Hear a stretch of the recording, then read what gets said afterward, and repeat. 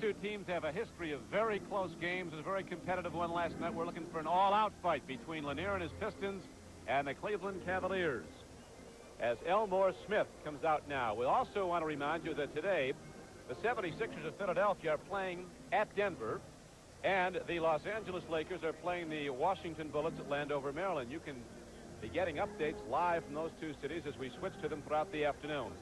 Right now, we're set to go in Detroit, Cobo Arena. The Pistons are in the white uniforms as the Cleveland Cavaliers come out in their maroon and gold. And there's the Cavaliers. You see Jones is at a forward with Elmore Smith at center. That's 14 feet of basketball players between those two.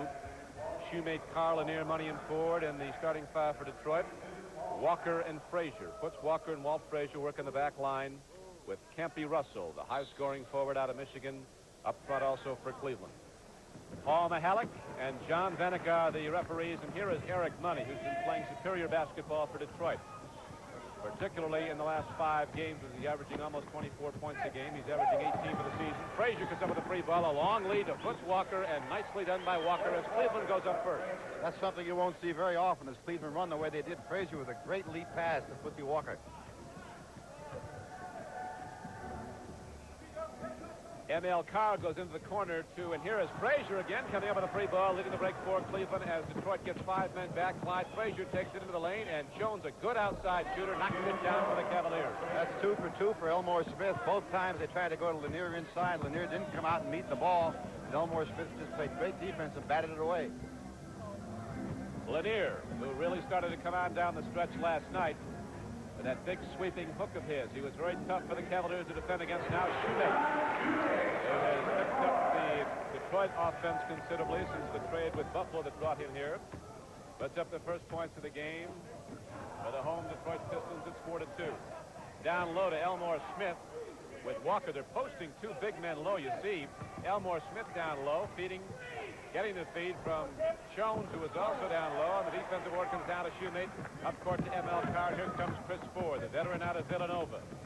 A very steady, smart basketball player. Solidifies the Detroit Pistons in the backcourt.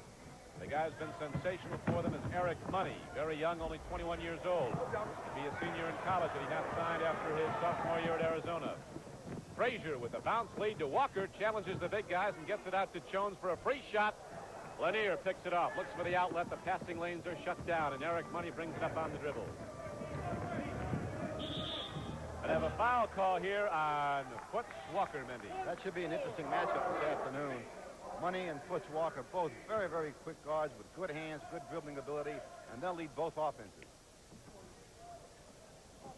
Ford takes a look inside. Bob Kaufman, the coach of the Pistons, said the big thing that his team has to improve on is to know when to run and to know when to set it up and go with the pattern. A lot of times they've been running when the defense has been back.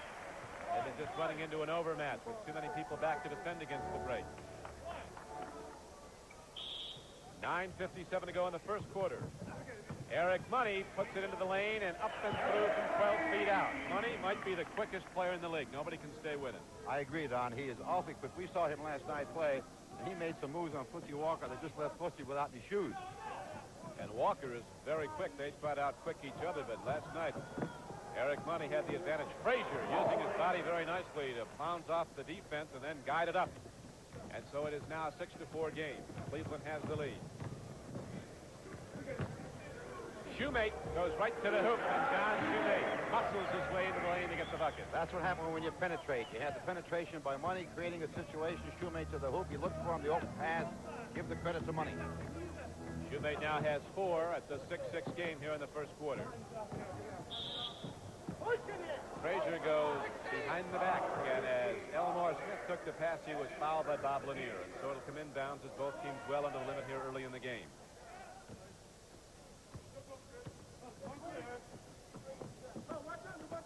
Jones takes a look inside, now drops it down to Elmore Smith.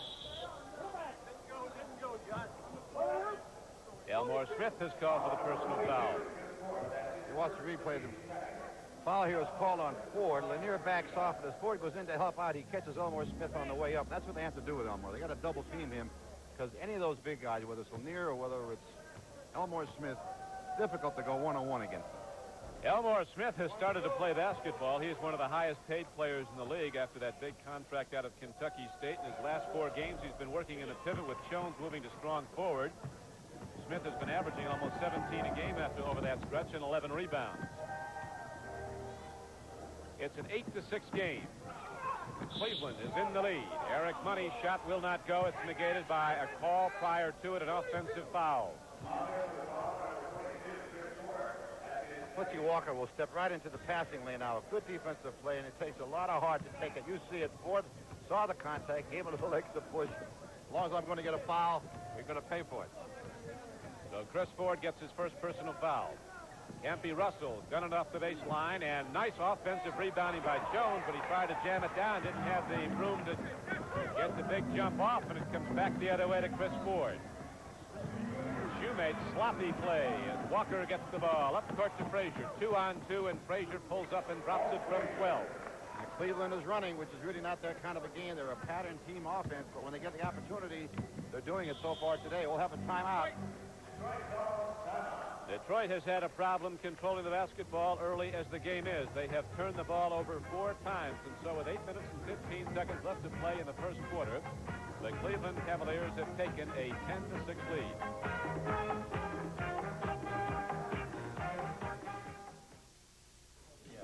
Yeah, Buck.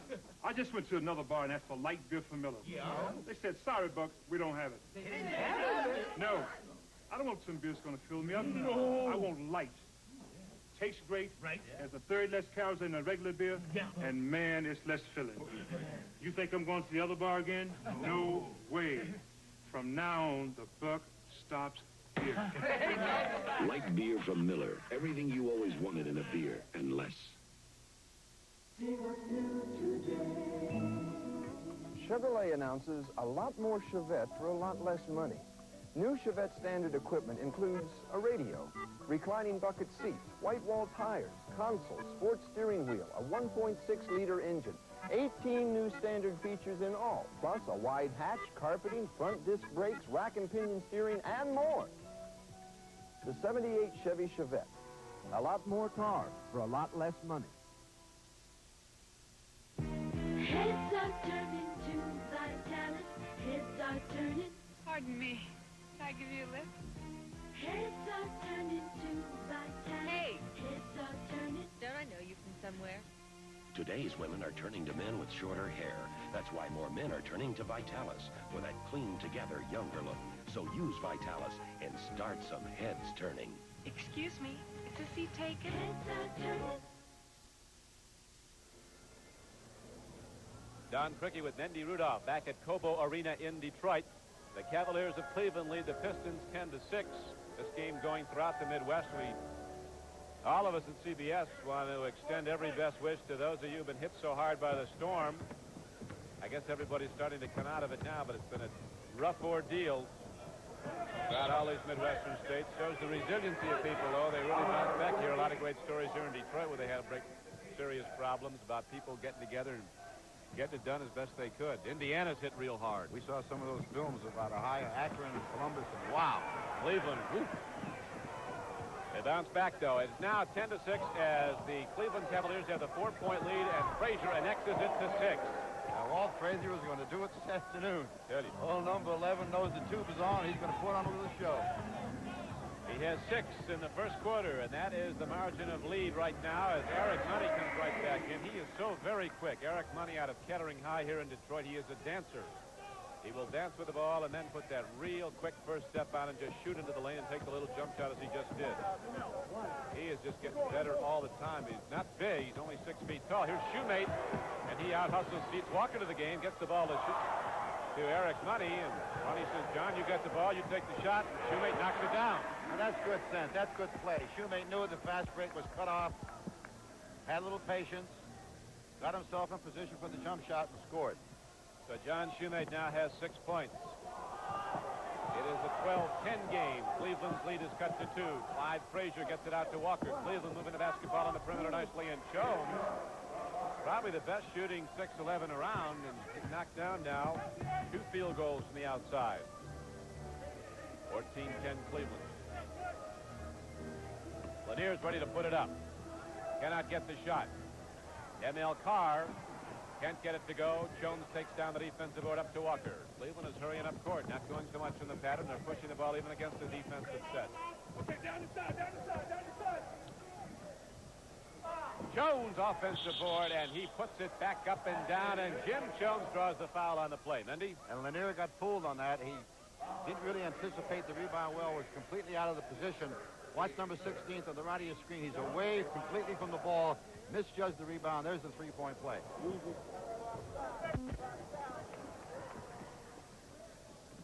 So Jones has now scored 7 points early as the game is. We have 6:20 to play in the first quarter at 17-10 Cleveland. Eric Money goes baseline. Not quite enough there. Campy Russell looking for the outlet. Cleveland's looking to run. Very interesting combination with Jones and Elmore Smith, and a lot of big people down low, and they're setting picks for each other. Now they're both out. And Detroit a little confused as looking for somebody to break baseline. Frazier gets his 4th field goal. 8 points for Clyde Frazier, and the biggest lead of the game for Cleveland, 19-10.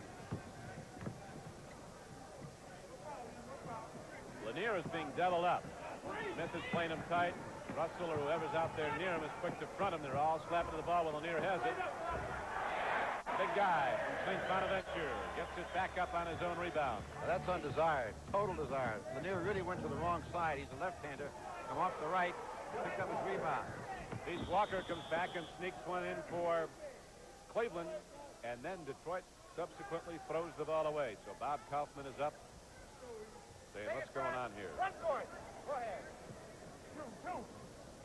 Bob Kaufman was the general manager. Then when Herb Brown was let go as coach with the team 9-15, he went into the breach.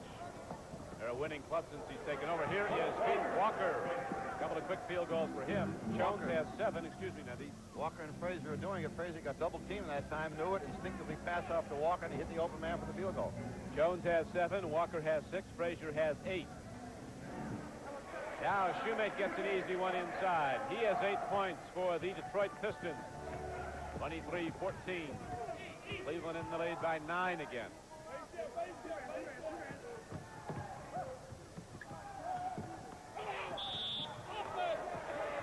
A catch beats Walker for a charge. M.L. Carr went down. M.L. Carr knew it. He just cut off the baseline. Now watch, look him into your picture. M.L. Carr blocks it off, anticipates Walker hitting the baseline, no place to go, and he took a shot. Sacrificing his body for love of the game. 23-14. Now Shoemate works, gets the offensive board. He is rejected by the big guy, Elmore Smith, but he also got John Shoemate with his body, and Shoemate will shoot 2. It looked to me like he got all ball. We'll have to watch this now. Now watch Elmore Smith, number 3, time this beautifully. Looked like all ball to me, Don. He must have got him with his body. Bates Walker has a problem right now with fouls. He's got 3 already as Austin Carr comes in the basketball game for Cleveland.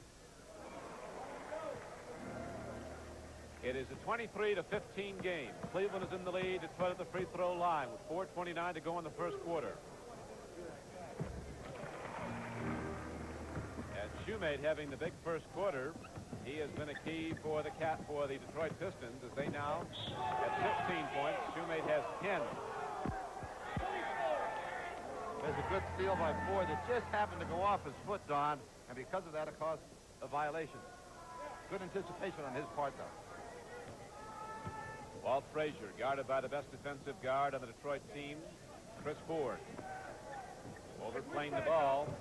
Down low, Lanier blocking Elmore Smith away nicely with his body. Austin Carr with the offensive rebound, and Austin Carr, the 3-time All-American from Notre Dame and the #1 player selected the NBA draft in '71, goes to the free throw line. He'll shoot 2. And I'll tell you, there's a lot of action going on inside between Elmore Smith and Bob Lanier, both fighting for position under the board, doing a lot of boxing out and a lot of elbowing. A lot of body checking. Took a hockey game in there.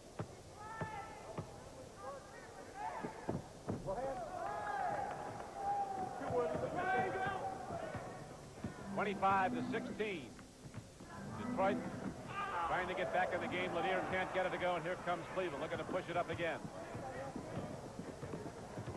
Campy Russell picked up by M.L. Carr as they set two men low. Jones looking for the basketball. Whacked away by M.L. Carr. Great defense by M.L. Carr, who had Wood. But Chris Ford is right behind him. Good hustle by Chris Ford, fouling the ball down court as the trailer. A lot of ball players will do that instinctively. Chris Ford did it and converted the field goal. Had he not come down, of course, there'd have been no field goal at all. Steals a game. M.L. Carr with over 2 steals a game. 3:26 to go now in the first quarter. 27-18. Cleveland is in the lead. Lanier takes a look low. Men are picked up. There's nobody open, and Lanier hits to the basket. Basket goes. Foul on the play. I haven't seen Lanier make that kind of a move in 3 or 4 years. I'll tell you, he left Elmore Smith absolutely flat-footed. Now watch this. He'll pick up the ball, and Elmore Smith is bye-bye, baby. And there goes Robert to the hoop. Beautiful move. He looked like a guard on that play. Bob Lanier is averaging almost 25 points a game, 24-9. Next Sunday at Atlanta, he'll be in his 6th NBA All-Star game. Last night at Richfield, Ohio, was Detroit 115 and Cleveland 105.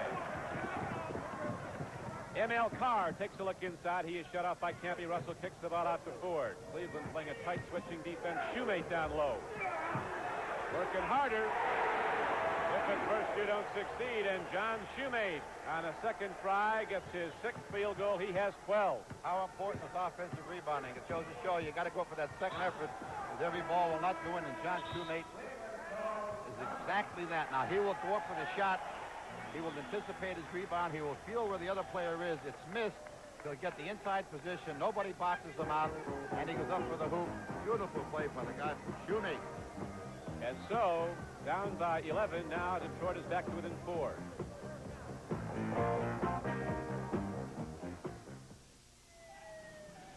Each year, thousands of homes are lost to fire. That's why you need Allstate's homeowners insurance. But did you know many other homes are lost to another major disaster? The owner dies before the mortgage is paid. For that, you need mortgage protection insurance from Allstate Life. Your family needs both kinds of protection, and your Allstate agent can put the two together. See him soon. Like your GM car? Yeah. Want to keep that great GM feeling? We sure do. Then shake hands with Mr. Goodwrench. He's dedicated to improved customer care at more than 6,000 participating GM dealers. You want genuine GM parts. You want your car fixed right, on time. That's what I want, too. Caring about your GM car helps keep me in business. Keep that great GM feeling with genuine GM parts.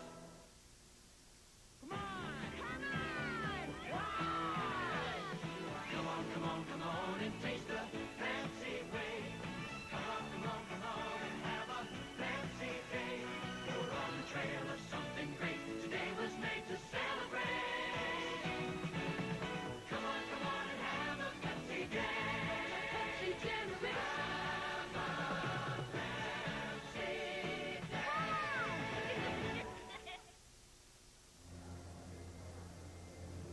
Bill Fitch and Jimmy Rogers on the Cleveland bench as their club had an 11-point lead. It has now been cut to 4.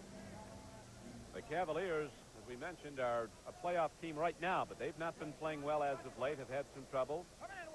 And they have actually, Cleveland has lost 10 of the last 14 games they've played. So they want to get it back on track. They're looking a lot sharper this afternoon. Both teams shooting very well, Mendy. So far in the game, Cleveland shooting 61%.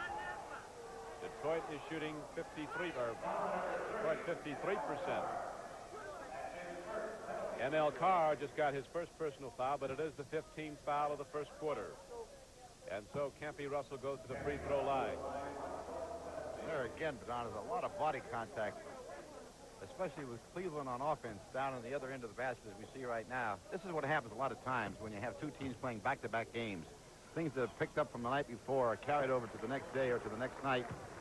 And little things that occurred, a knee, a shoulder, an elbow, will come out in the next game. The battle right now is between Elmore Smith and Bob Lanier. Yeah, they're really mixing it up down there. Cleveland annexing its lead to 5 points. They've led by 11 in the first quarter. We have 2:24 to play in it. Eric Money now picked up by Austin Carr, and they're letting Austin Carr have the base, giving him the baseline of Money because of the big guy waiting there to shut him off.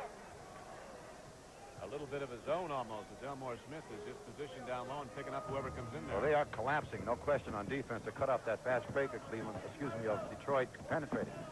A travel violation gives the ball back over to the Cavaliers. Campy Russell has to fight ML Carr for the basketball, and Russell has it partially rejected, and Carr is called for a foul on the shot. Cleveland's looking for a lot of shots down low today. From what we've seen Cleveland play in the past, they're a big perimeter shooting ball club. And most of their shots this afternoon so far have come with inside that 15-foot mark.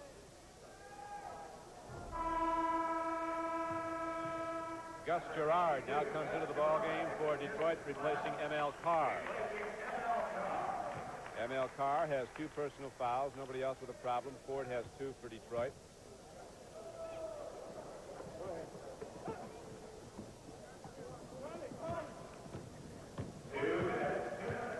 Chris Ford takes a look inside to Lanier. They want to get the big guy shooting more. Not quite enough on it, but Ford follows it up, and then the rebound rolling up to Elmore Smith, and here comes Walt Frazier. As he is hand-checked coming over the timeline by Ford. Austin Carr knocks one in. The defensive lapse. Frazier again, double team, looking for the open man and hitting him. And quickly, Cleveland moves out to a 9-point lead again after it was cut to Ford. Carr takes a look. A good lead pass down court. Campy Russell with good hands controls the ball, then loses it. It'll come back to the Detroit Pistons. I think Cleveland is feeling they have not been winning with the slowdown game, is looking to put a little bit more run on their offense. They're doing that today, and they're getting free basketballs. Here is Clyde Frazier, the good hand. Needs some help, and guns it up court to Campy Russell. And the bomb. Any place out of the area code. And he has 7. So it is now a 34-23 game. An 11-point lead.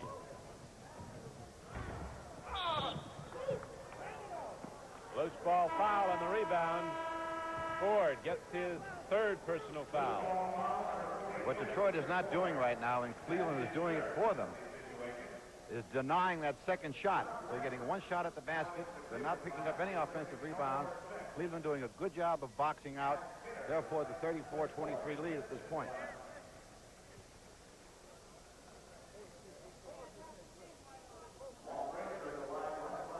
Walt Clyde Frazier, a legend in New York, played on 2 NBA championship teams with the New York Knicks, and then in a most surprising deal, left New York.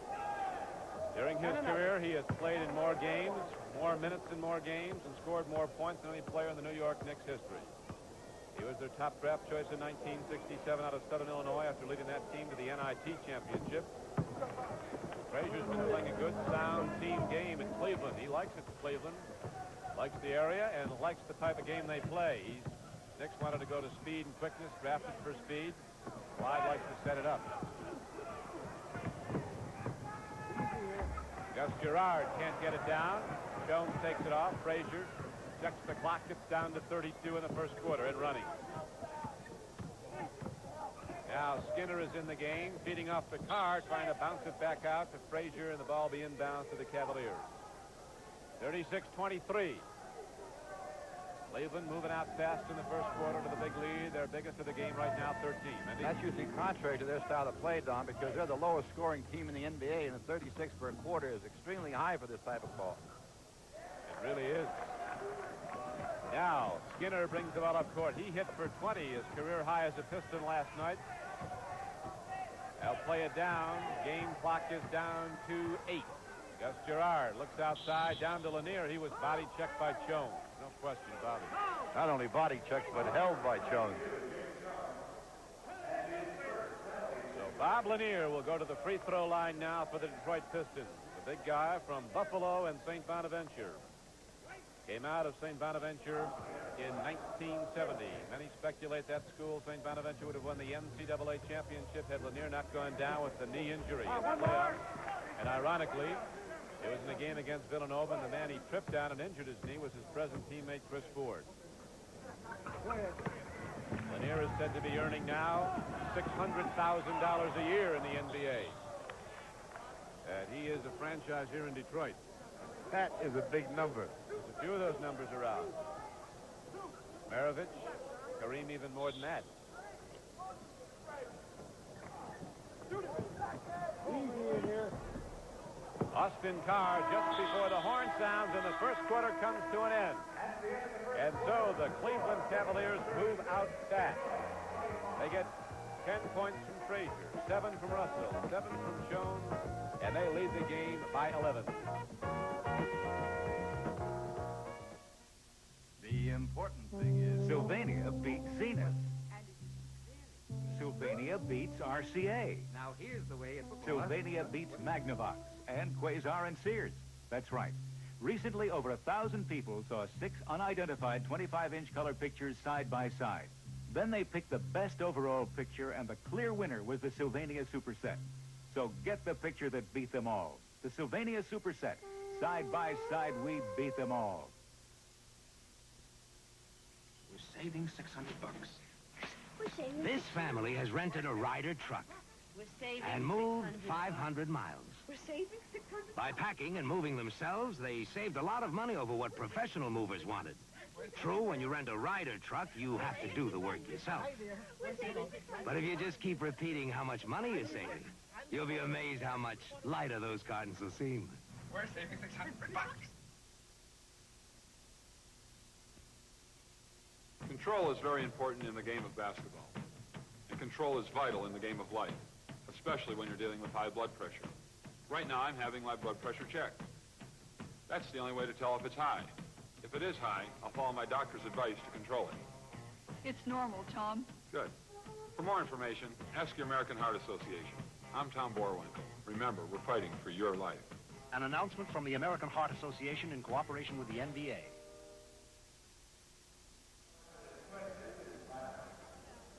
This is Don Crickey with Mendy Rudolph back at Cobo Arena in Detroit. We're ready now for the start of the second quarter. The Cleveland Cavaliers coming out quickly with a pushing running game. Have gone out in front 36-25 as Bob Lanier is going to get a break now for Detroit. In the game for the Pistons is Leon Douglas, the great second-year player out of Alabama, regarded by many as the best college player in the country a couple of years ago. A very dedicated player and starting to get more playing time. He can probably run as well as any 6'10" that's ever been in the game. Frazier doubled up by Skinner. Skinner got him from behind, and Clyde will shoot 2. Frazier had the big first quarter. And nobody does it better. The second pump, Frazier, second mark. There we go. You watch this. Pump once, pump twice, and there's the foul. I don't know why people just don't recognize that. He's been doing it for years and getting it away with years. They should really never go for that first pump. He'll very seldom release it. When we go. Shoemate of the Pistons has almost half their points. He has 12 of their 25.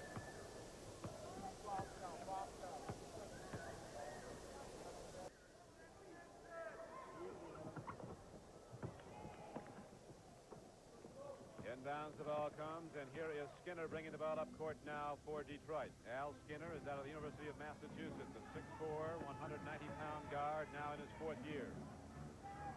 Leon Douglas takes a look inside. A mismatch as Frazier is switched off on him. Gus Gerard, he's an outside shooter. He was tough down the stretch last night at Richfield, Ohio, hitting the open jumper to let Detroit pull away. And Camp, you're also better get up tight on him because he'll take that baseline shot and hit it all day. The Cavs again go to an 11-point lead. Jones takes a look inside. Carr cutting down the baseline. He's shut off. Lambert in the game now for the Cavaliers also. Jones throws up a very off-balance, very fortunate shot in that it went down, and he has 9 points for the Cavaliers. Leon Douglas did everything right and turned out wrong. And again, a 13-point lead for Cleveland. Shoemate, a lot of muscle, gets the shot away, can't get it in, but he will shoot 2. Again, that's the penetration we often talk about. Eric Money now will penetrate into the baseline. He'll create a situation. He's almost triple teamed, knows the open man's got to be someplace, looks behind. Beautiful pass to Shoemate, possible 3-point play. That's what Detroit has to do to get back into this game. They got to hit the passing lanes, start coming down the middle, creating situations, 2-on-1, 3-on-1. Shoemate is out there getting it done today, Mendy. He has 13 points here early in the second quarter. He's keeping Detroit in it as much as they are in it. They are down by 11, 40-29. Skinner playing Frazier very tight with the ball, but Frazier, who seems lethargic, has that great burst of speed when he has to put it on. He'll fool you with a slow dribble and a slow gate, and rip it open. Here's Russell firing. Al Skinner takes it down and brings it up on the dead run. Right down the lane, and Skinner takes it the distance and lays it in for Detroit. He's doing what he did so well last night, leading the fast break, brought the ball all the way down. Nobody picked him up, getting Detroit back into the ball game.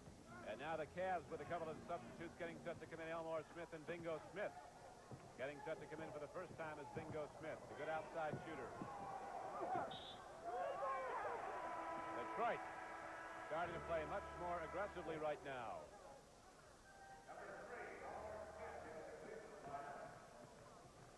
Another big game going on today is Los Angeles at Washington. We'll be updating that game with live reports. We'll also be going to Denver for reports on Philadelphia and the Nuggets game. Skinner takes a look inside now. Gets the ball over to Gus Gerard as Bingo Smith picks him up. Leon Douglas is coming out high and then guns it down as Al Skinner snuck in. And here comes Austin Carr in a foot race with Leon Douglas. Carr lost the handle and then gets it up over Douglas. Now for a report on the Los Angeles at Washington game, let's go to Brent Musburger and Keith Erickson at Landover, Maryland. Welcome, those of you who have been watching Cleveland-Detroit. I'm Brent Musburger with Keith Erickson. The Los Angeles Lakers, with the ball, lead the Washington Bullets by 4. It is 40-36. Kareem Abdul-Jabbar is back on the floor right now. Foul called underneath. And Keith, for those newcomers, you might explain what has gone on here in Landover. Well, we've had quite a physical game so far. Kareem picked up two fouls right off the bat, and now we've got Elvin Hayes guarding Kareem. They've got an old rivalry going. It's going to be very physical inside, the way it's been so far. The referees are going to have to watch this down here. It's getting pretty rough. I was going to say a lot of impressive newcomers, and with that, the veteran Abdul-Jabbar went up on Elvin Hayes. Isn't it interesting? Elvin Hayes and Abdul-Jabbar have gone at one another all of these years, and here they are one more time. That's right. It goes all the way back to the Houston Astrodome when they were still in college. Lou Hudson goes to Kareem with 8:56 to go. 40-36. Los Angeles makes it 42-36.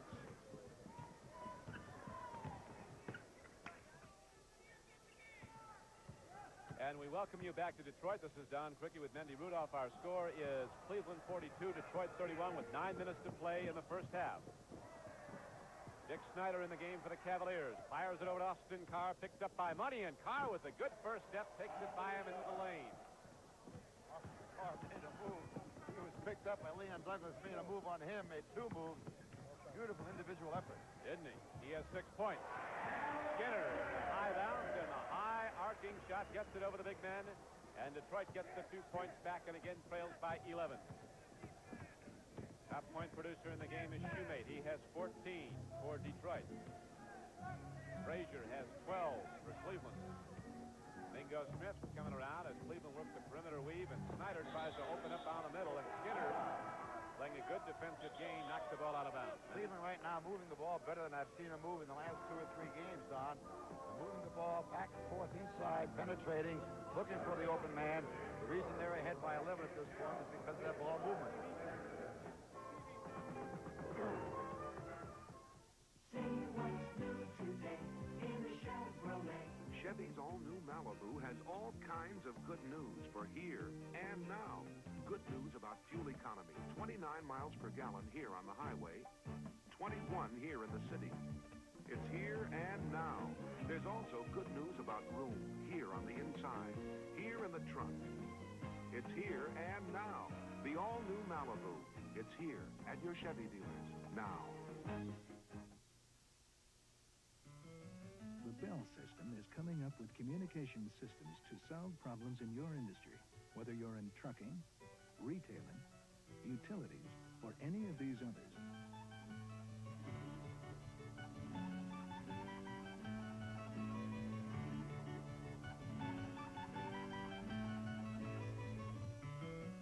If you haven't talked systems with your problem-solving Bell account rep, your company's missing something. One of these batteries started a whole revolution in automobile batteries.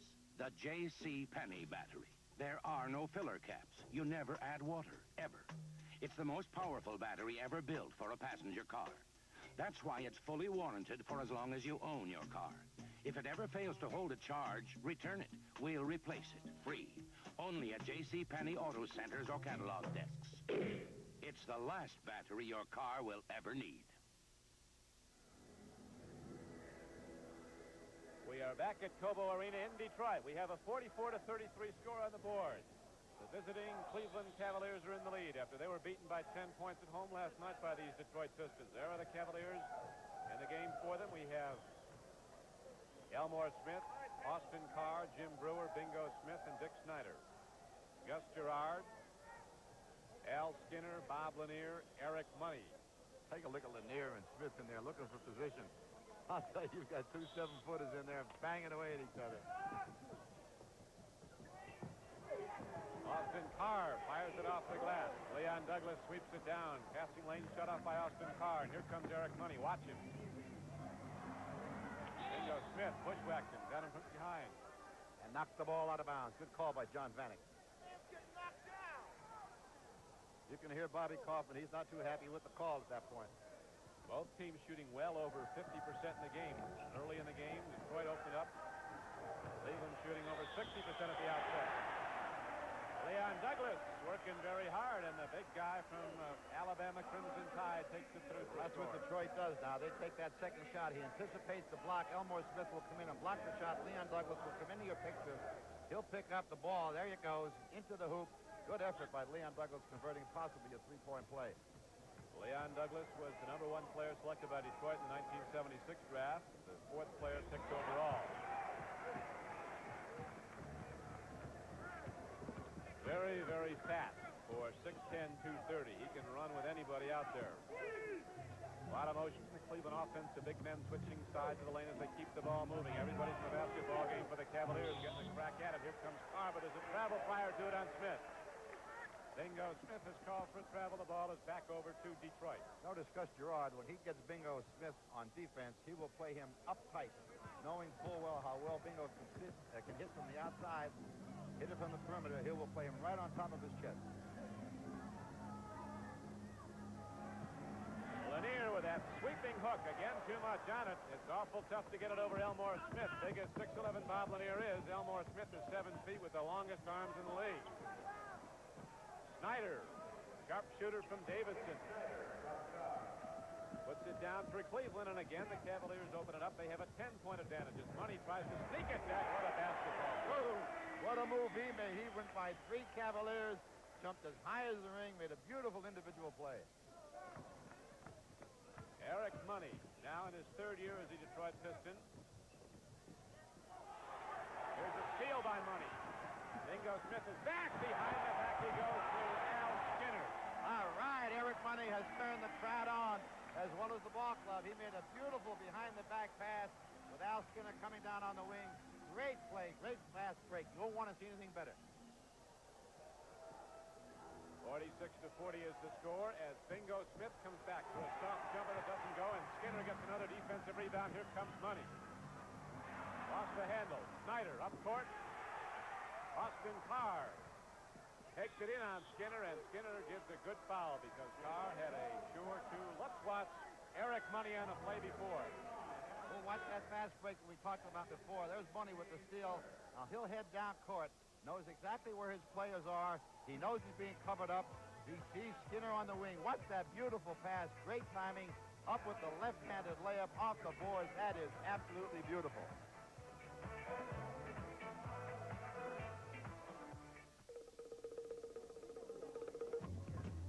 Sir, what's the hurry? Going to rent a car. Oh, well, you don't have to run. Gotta run. Oh, no, if you had an Avis Wizard number, you could walk. Walk?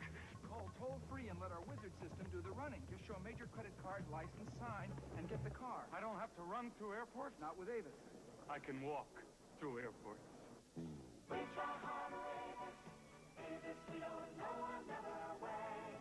I'm walking through airports.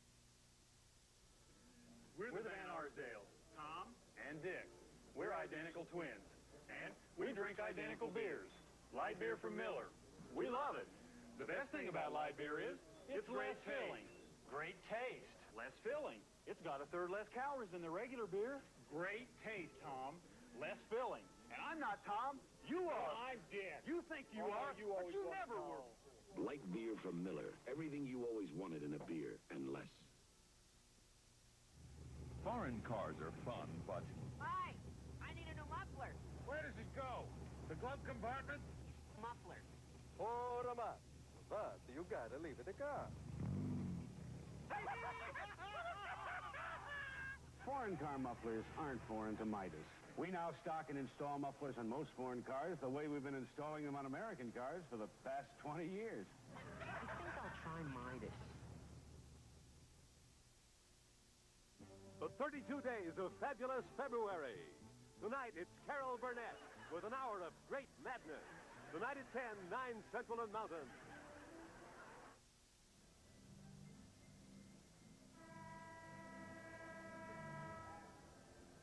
We're set to go back in Detroit. Don Criqui with Mendy Rudolph. We have 6:21 to go in the first half. At halftime, you'll be seeing the horse competition with sharpshooter Bingo Smith of Cleveland going against All-Pro Doug Collins of the 76ers. We'll also be going to San Diego for a report on the San Diego Open Golf Tournament, which you'll be seeing following this NBA game. A big announcement also today in Boston. The great John Havlicek, the longtime captain of the Celtics, will be retiring after this season. All that coming up at halftime here on CBS, and we'll also hear from our friend Jimmy the Greek, the man who said Chuck Knox is out of Detroit long before anybody else did. The man who said George Allen is going to Los Angeles. It's not yet been made official, but there's some heavy speculation. 7 NFL coaches from last season are adios already. Hank Strand, the latest yesterday. It's a tough profession, whether it be football or basketball. And Eric Money right now with Al Skinner are putting Detroit within reach. They're only 6 behind right now, basically on these two players. Eric Money has thrown in 8 points for Detroit. The Pistons have rallied back to within 6 points. Cleveland has led by as many as 13 in this game. Elmore Smith with a very nice shot. Lanier taking a look over at him after he got out at 8. I didn't know you could go up that high. 4 for Elmore Smith, but he's been tough on Bob Lanier. Lanier with 7 points. Lanier loses the ball to Bingo Smith. Snyder on the left flank, moving in on Eric Money. Tries to go back to Bingo Smith. It's taken by Money to Gus Gerard. Last touch by Elmore Smith. Smith won. Go ahead, take your best shot. I'll flat it back at you. I'd like to see the finish of that play. I wanted to see what Elmore Smith was going to do with that attempt.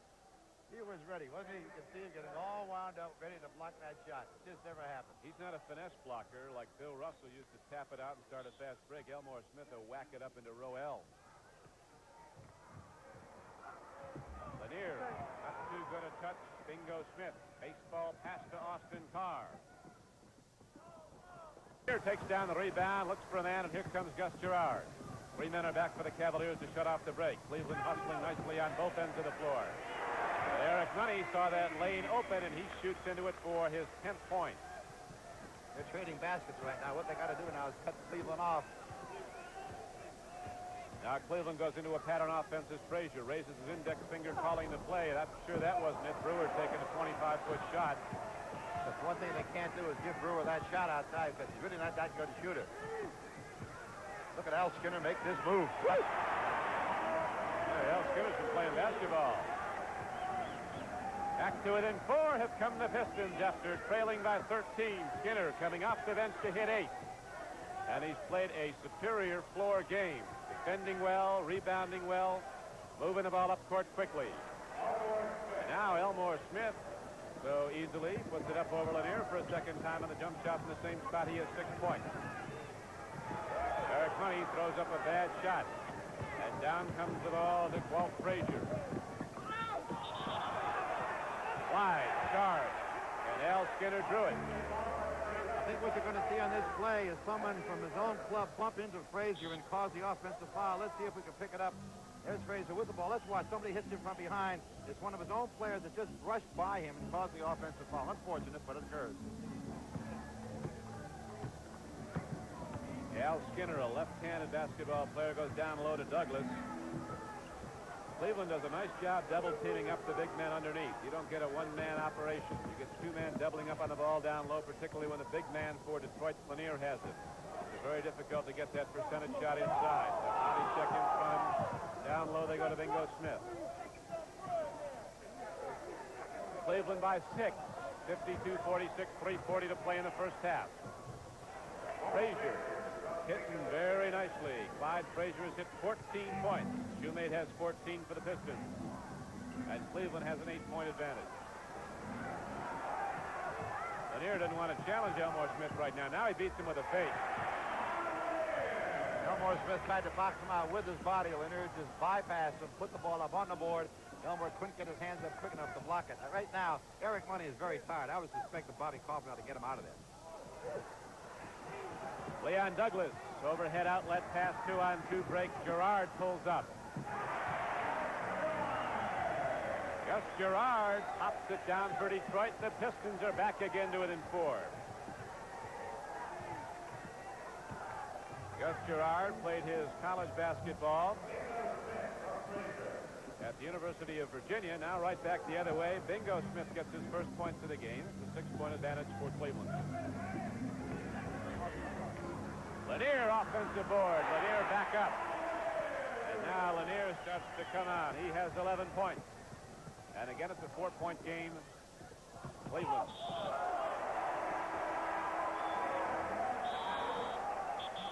Elmore Smith, about 250 pounds. Some thundering in the middle. Skinner was there and took the charge. We have a timeout on the floor. We'll be back with 2:28 to go in the first half.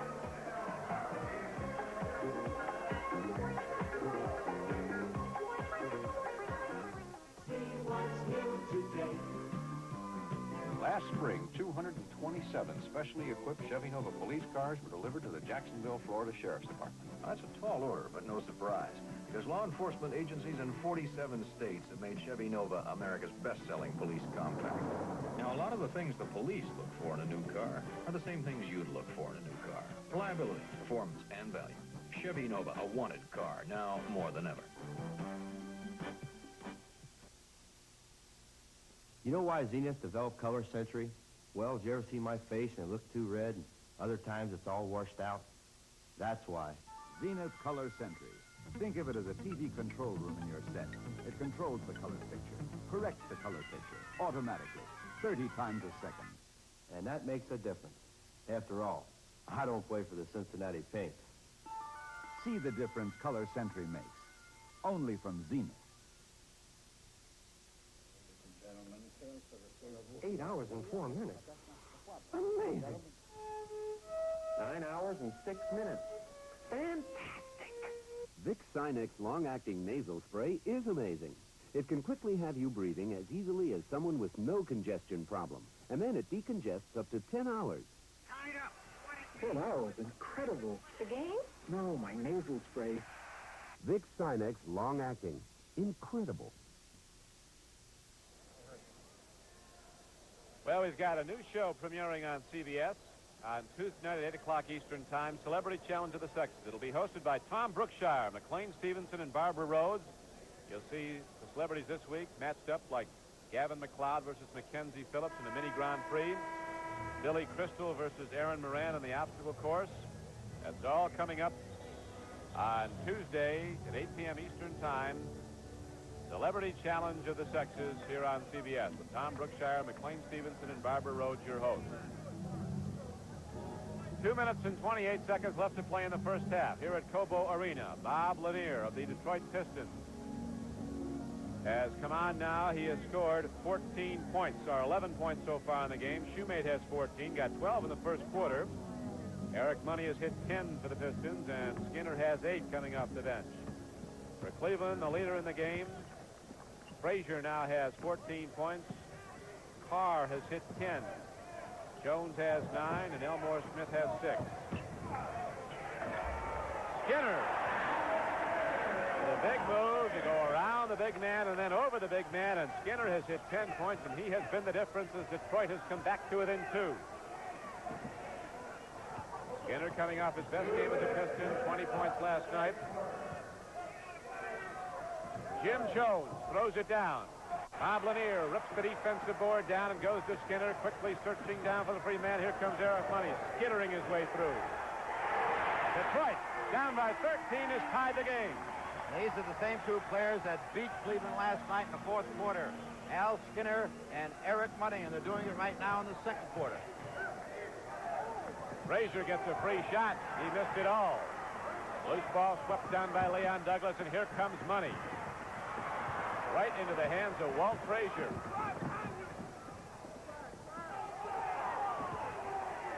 Jones fades away and gets it over Douglas. Jim Jones at 6'11" with a guard-type shot. 11 points for Jones, and a 2-point advantage for the Cavaliers. Elmore Smith is on the bench right now with 3 fouls. Let's see if they take advantage of that by going into Lanier.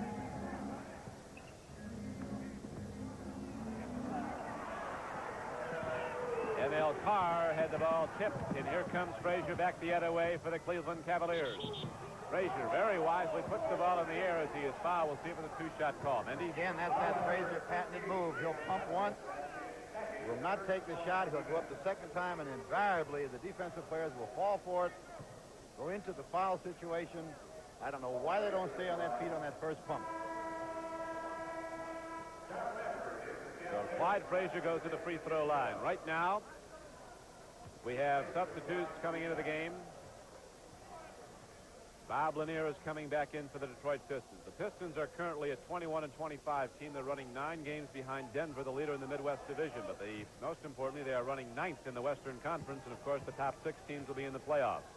Cleveland, with a 22-22 record, is 5 games behind the Central Division leader San Antonio, and 2.5 games behind the second-place Washington Bullets. Cavaliers running 5th in the Eastern Conference.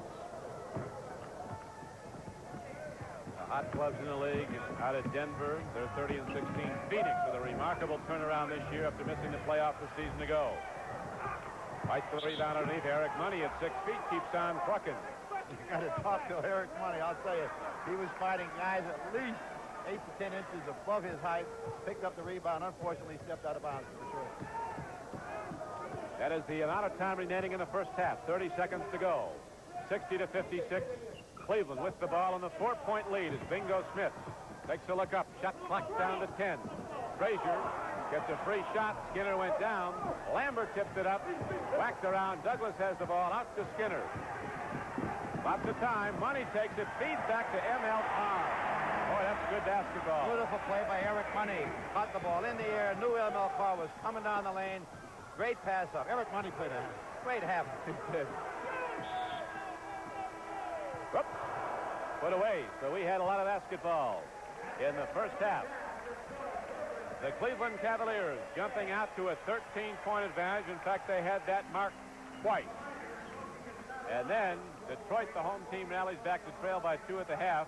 And here's that big play as Eric Money feeds off to M.L. Carr, who doesn't try to go grandstand, but does put it in the hole and brings Detroit back to within 2 at halftime.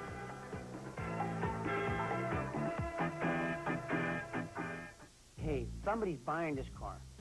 I want them to buy a good car just like I want a good car. Frank Senendak, Lordstown Assembly Line. This is who we are and what we do at General Motors. This is my engine. I feel like I almost have to put my name on top of that motor. I'm checking to make sure that this motor goes out as a good job.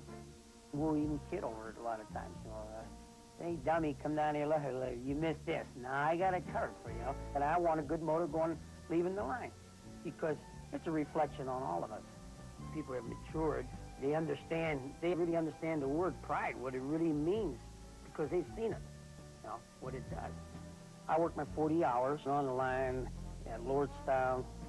I come home, I'm not tired. I don't have to worry about the next day or the payment I have to make. I'm glad I'm here. General Motors, people building transportation to serve people. You're a good friend. Tonight is kind of special. Where you been? It wasn't easy getting tickets for this game. Hey, Bob. Eddie, I know exactly what I want. I want the biggest steak you've got and a bottle of Lowenbrow. Steak and Lowenbrow. Dolan, you're a genius. When you want the taste of a truly great beer, tonight, let it be Lowenbrow. Here's to the chef. Here's to the bartender.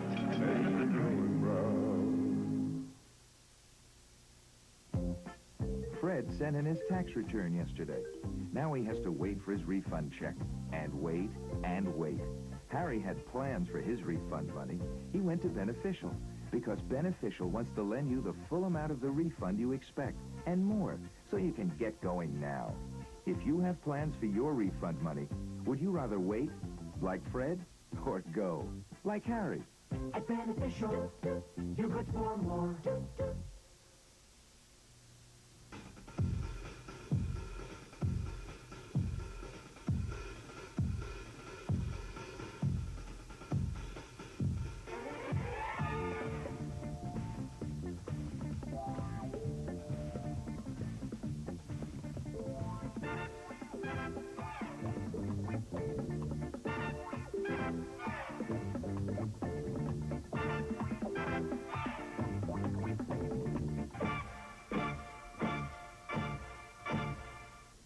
Hi, everyone. I'm Don Criqui, and this year at halftime on CBS coverage of NBA basketball, we have some of the top players in the league matched up in the old schoolyard game of horse, where a player must duplicate his opponent's shots or be assessed a penalty letter. 5 misses means 5 letters. That spells horse, and he's out. Today, Bingo Smith versus Doug Collins. With the rules, here's Mendy Rudolph. The basic rules of horse are as follows. The player in control must describe his shot beforehand. Now, 2 consecutive shots from the same area are not allowed unless someone moves at least 5 feet away. There are trick shots allowed. However, the same trick shot cannot be attempted more than once in the contest. The flip of the coin will determine who goes first. Now, there's going to be disputes out there, and if there are, my word will be the final judge. Good luck, Bingo. Thanks, bro. Doug Collins won the toss, and will call the first shot. Bingo Smith has to match that, and the first letter goes up. We have an H. Straight through. Call your shot, Bingo. 1 dribble straight in. And Bingo makes it work now, as he has the advantage. An H for Doug Collins. We're even up at a letter apiece. Call the shot, Bingo. Straight in, jump shot. That's Bingo's big shot. They say in Cleveland he can hit it outside the local area code. 2 letters up on Collins, and Bingo Smith still with the advantage, ready to call his shot. Shot across the middle off the wrong leg. How about all that? Misses. Collins gets the advantage. Okay. The all-pro guard. Make a drive. Take it under with my right hand, swing to my left, and shoot a bank shot on this side. Okay? You got that, Bingo? I'll watch it. Let's watch it. All you can do is watch it, and Doug Collins makes it go. A tough shot to match. That's a miss anyhow. Just switch hands. Bingo Smith So we gets are it now even up at 2 players. Doug Collins in the lead will call the shot. Drive baseline. Shoot a 360 and bank on this side. All right? What's going to do? I'm going to drive the baseline. Shoot like a 360 and bank on this side. Doug Collins was the #1 player drafted in the NBA back in 1973 out of Illinois State. Miss. Bingo takes over. Straight jump shot out the corner. Bingo can fill it up from the outside. He's an original Cleveland Cavalier. Dates back to the first season of that team. Miss. And now he puts up a 3rd letter on Doug Collins. Call your shot, Bingo. Straight jump shot.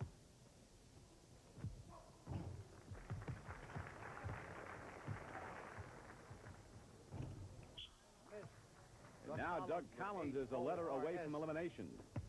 Hook shot. Collins will call. Wait. We're coming to you from the Omni International Complex in Atlanta. A letter for Smith. 4 letters to 3. Doug Collins still with the advantage, and he needs to hit this. Bingo. Straight jump shot. Bingo can close out Doug Collins now with a letter to go, and there's his big shot.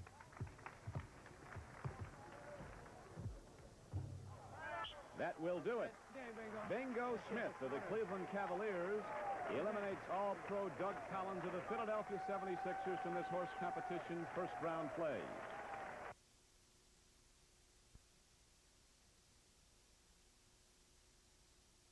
Bingo can fill it up from the outside. He's an original Cleveland Cavalier. Dates back to the first season of that team. And now he puts up a third letter on Doug Collins. Call your shot, Bingo. Straight jump shot.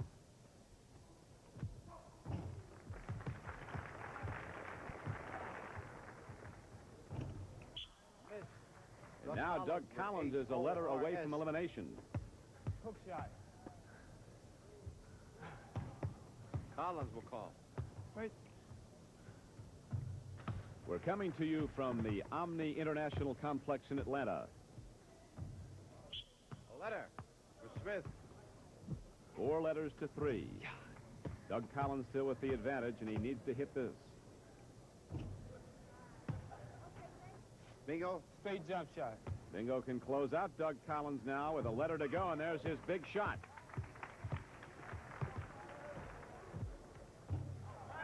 That will do it. Bingo Smith of the Cleveland Cavaliers eliminates All-Pro Doug Collins of the Philadelphia 76ers from this horse competition first-round play. Now let's meet Bobby Bingo Smith of the Cleveland Cavaliers. Bobby, you've won a lot of games for the Cavs with that long jump shot, and that's what ultimately got Doug Collins. I'm glad I did. He's a very talented ball player, and I was very fortunate he missed some shots that he normally makes. Well, we're going to see you in that jump shot, that long jump shot for years in the rounds to come. I hope so. All right, Bobby Smith of the Cleveland Cavaliers. A loser in the first round receives $500. The winner, of course, advances. And next week, you'll be watching Mike Newland of Houston against George Gervin of San Antonio.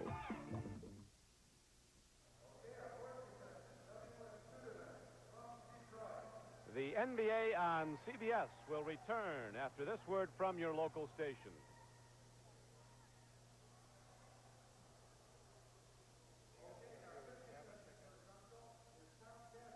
A legally deceased husband tries to bring a dead marriage back to life in the hilarious comedy Baby, I'm Back, premiering Monday on CBS.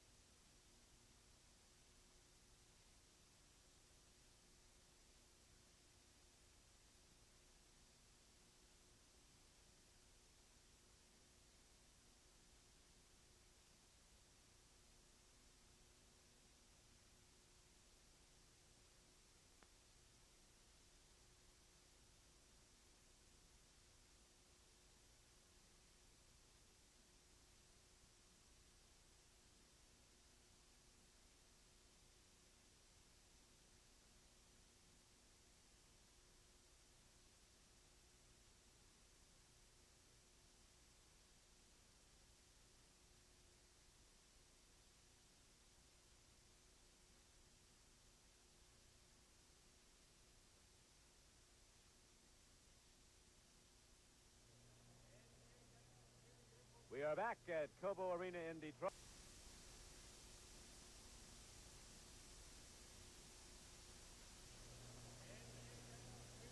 We are back at Cobo Arena in Detroit. The score, as you see at halftime, Cleveland holding to a 2-point lead, 60-58. There was a big announcement today in Boston.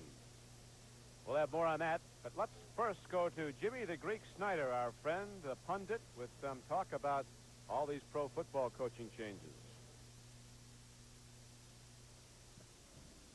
I'll bet you can guess what's on Jimmy the Greek's mind today, those wild coaching changes around the National Football League. Greek, our good friend, Hank Stram, fired by the New Orleans Saints, but why now? Why not right after the last season? A matter of economics. Had he fired him before January the 20th, he would have had to pay him a full 3 years' salary that's coming up. But now, if he comes to CBS or he does anything else, that salary would be deducted from what is owed to him by the Saints. Boy, New Orleans, could they go out now and hire George Allen instead of the Los Angeles Rams? Well, definitely it could happen, but they say they're going to hire a coach within a week or 10 days, and it would take longer than that to negotiate with Allen. Then who would the Greek make the favorite with the Saints? Well, Dick Nolan is supposedly the favorite at this time. Former head coach of San Francisco. Right. Jimmy, I read a lot about factions within the Los Angeles Rams and who they want as the next head coach. 3 factions.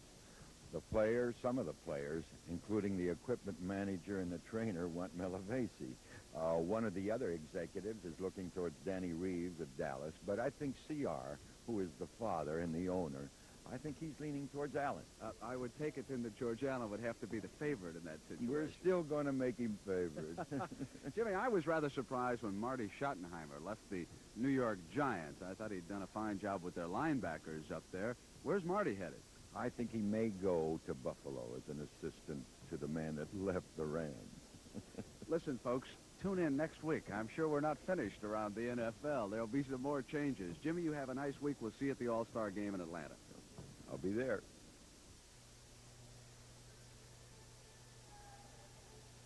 All right, Jimmy the Greek, we thank you. At the conclusion of today's game and each of our NBA telecasts during the season, we'll be selecting the Chevrolet Most Valuable Player of the Game. In conjunction with this award, Chevrolet will present a check for $1,000 to the General Scholarship Fund of the Players College or University. Any student may be eligible to benefit from these scholarship funds. Today's winner will be announced at the end of the telecast. Mindy, you and I will be voting for the MVP, and should we disagree, our producer, Bill Barnes, will cast the deciding vote. Immediately following today's NBA game, we'll see the final round of the Andy Williams San Diego Open Golf Tournament here on CBS. But now let's go to Pat Summerall for a report on the tournament.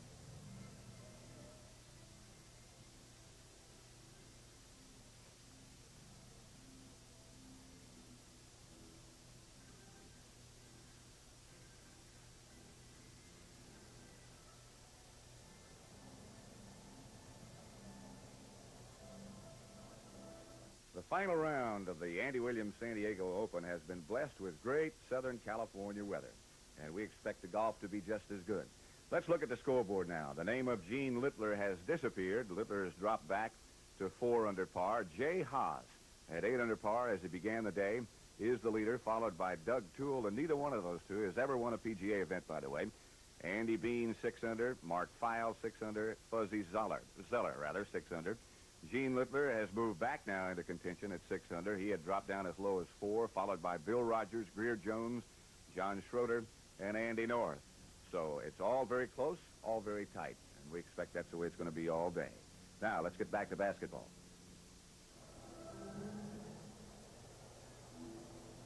There was a big story in basketball today. The longtime captain of the Boston Celtics, John Havlicek, announced that he'll retire following the current season. The reason the announcement is made at this time is because Boston wants to give the fans a final look at John Havlicek, an NBA All-Star for many years.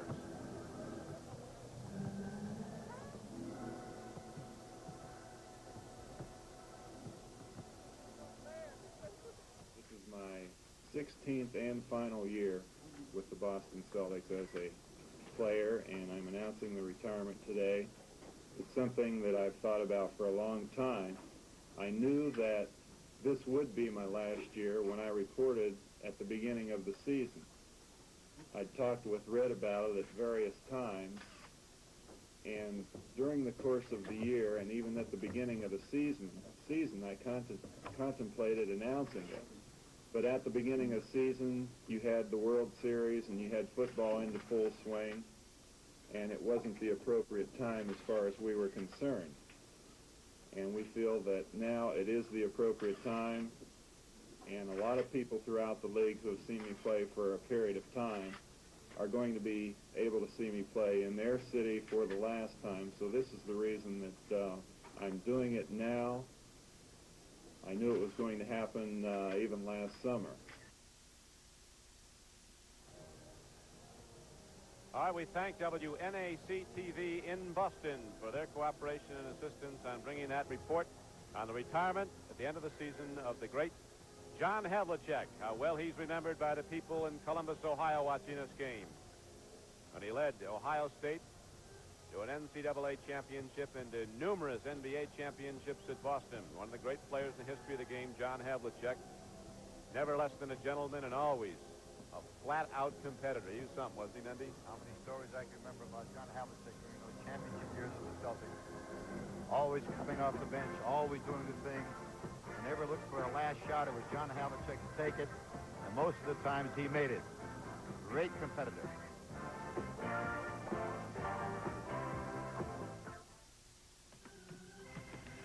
Tonight's game's going to be on TV, Steve. You need a good shave. I did shave, Havlicek, but my lucky razor just doesn't do such a great job. Maybe it's not your razor, it's your beard. It just lays there. Get it to stand up. With electric shave. Williams Electric Shave. Let me tell you, it's really good. It sets up your beard so your razor shaves closer, smoother, with less irritation. Make your beard stand up.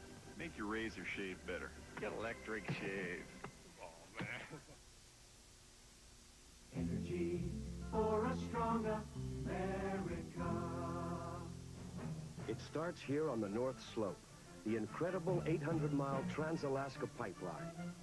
Now that it's completed, the oil it carries will reduce the payments America makes for foreign oil by billions of dollars each year. And each tanker of North Slope oil leaving Valdez Harbor carries a vital new source of energy for a strong America. Now there's even more to love about new Chevy Love. New looks, plus the longest box of any economy-size pickup in America. A new soft ride suspension. A new 1,635-pound load capacity. And the kind of mileage you might expect. 34 miles per gallon highway, 24 city. Now there's even more to love. For everybody.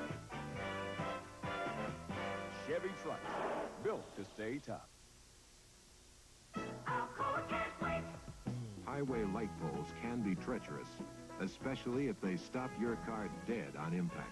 That's why Alcoa helped develop this special aluminum light pole system that breaks away on impact. The aluminum pole takes the beating instead of you. Breakaway aluminum poles are out there saving lives right now. We can't wait. We can't wait for tomorrow. Alcoa can't wait. Do you ever get the feeling that you're not really appreciated? Hi, I'm Mindy Rudolph, and I found a place where you can get appreciation and thanks. Now, I'm talking about your local United Way agencies, where the pledge you made to United Way is working year-round in hundreds of agencies and programs like this. Helping out here can really make you feel pretty tall. On behalf of all the little guys everywhere, I'd like to say thanks to you, it works, for all of us, the United Way. The preceding public service message has been brought to you in cooperation with the National Basketball Association. The NBA on CBS is sponsored by all the new 1978 Chevrolets, now at your Chevy dealers everywhere. The Miller Brewing Company, brewers of Miller High Life. If you've got the time, we've got the beer. And by the new Gillette Atra Razor, the impossible shave.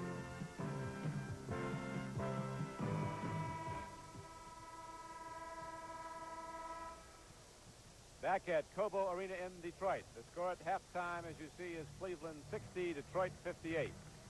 The Cavaliers in the first half hit over 51%, and they also had 16 of 17 free throws, so they've done it all right in the shooting area, Mendy. They played very well. The Cavaliers had Walt Frazier leading their offense early in the ball game. Did exceptionally well to open up a 13-point lead, but then came Al Skinner off the bench for Detroit, and along with Eric Money, added a new dimension to the Detroit offense. Skinner scored 10 points during that surge, and of course they're back in the ball game with just a two-point deficit after being down by 13 twice. We're going to see a good second half as they're set to go. There are the Cleveland Cavaliers huddling around their head coach Bill Fitch, and there's the halftime breakdown. Detroit a 48% shooting team. The free throws, Detroit is 8 of 8. Cleveland 16 of 17. You don't get much better than that ever. Assists are pretty even. Offensive rebounds. Turnovers are always interesting. And the way the ball is turned over in the first half, we see that they've each turned the ball over 11 times. So that evened up after Detroit was turning it over regularly early in the game. And we can't forget that Cleveland scored 36 points in the first quarter, which was an awful lot of points. And there's a scoring pretty well balanced with Frazier leading it. You see Jones, Carr at 10, Rosler 7, Smith 6. And the Cavaliers inbound the ball to start the third quarter. Foots Walker goes to Jim Jones, who lost Shoemate. Shoemate going for the steal. Jones gets a free shot. Elmore Smith tips it over, but M.L. Carr Detroit gets the ball, and here comes Chris Ford. Lead to Lanier. They clear a side for him, and Lanier shoots over Elmore Smith. That is really not his shot. They'll give him that shot all day, but Bob Lira has the great touch. You saw it for a big man. I think just about every shot is Lanier's. He's got some touch for a big guy, doesn't he? The problem with a shot like that, if you miss it, he's in no position to rebound. It's really a gamble shot that paid off.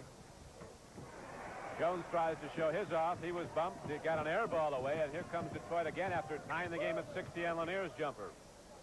We're knotted up at 60. Lanier going right to the basket in the third quarter, and the big guy puts up the first 4 points of the third quarter, and Detroit, behind by 13 twice in the first half, now rallies back to take the lead. Lanier has 15.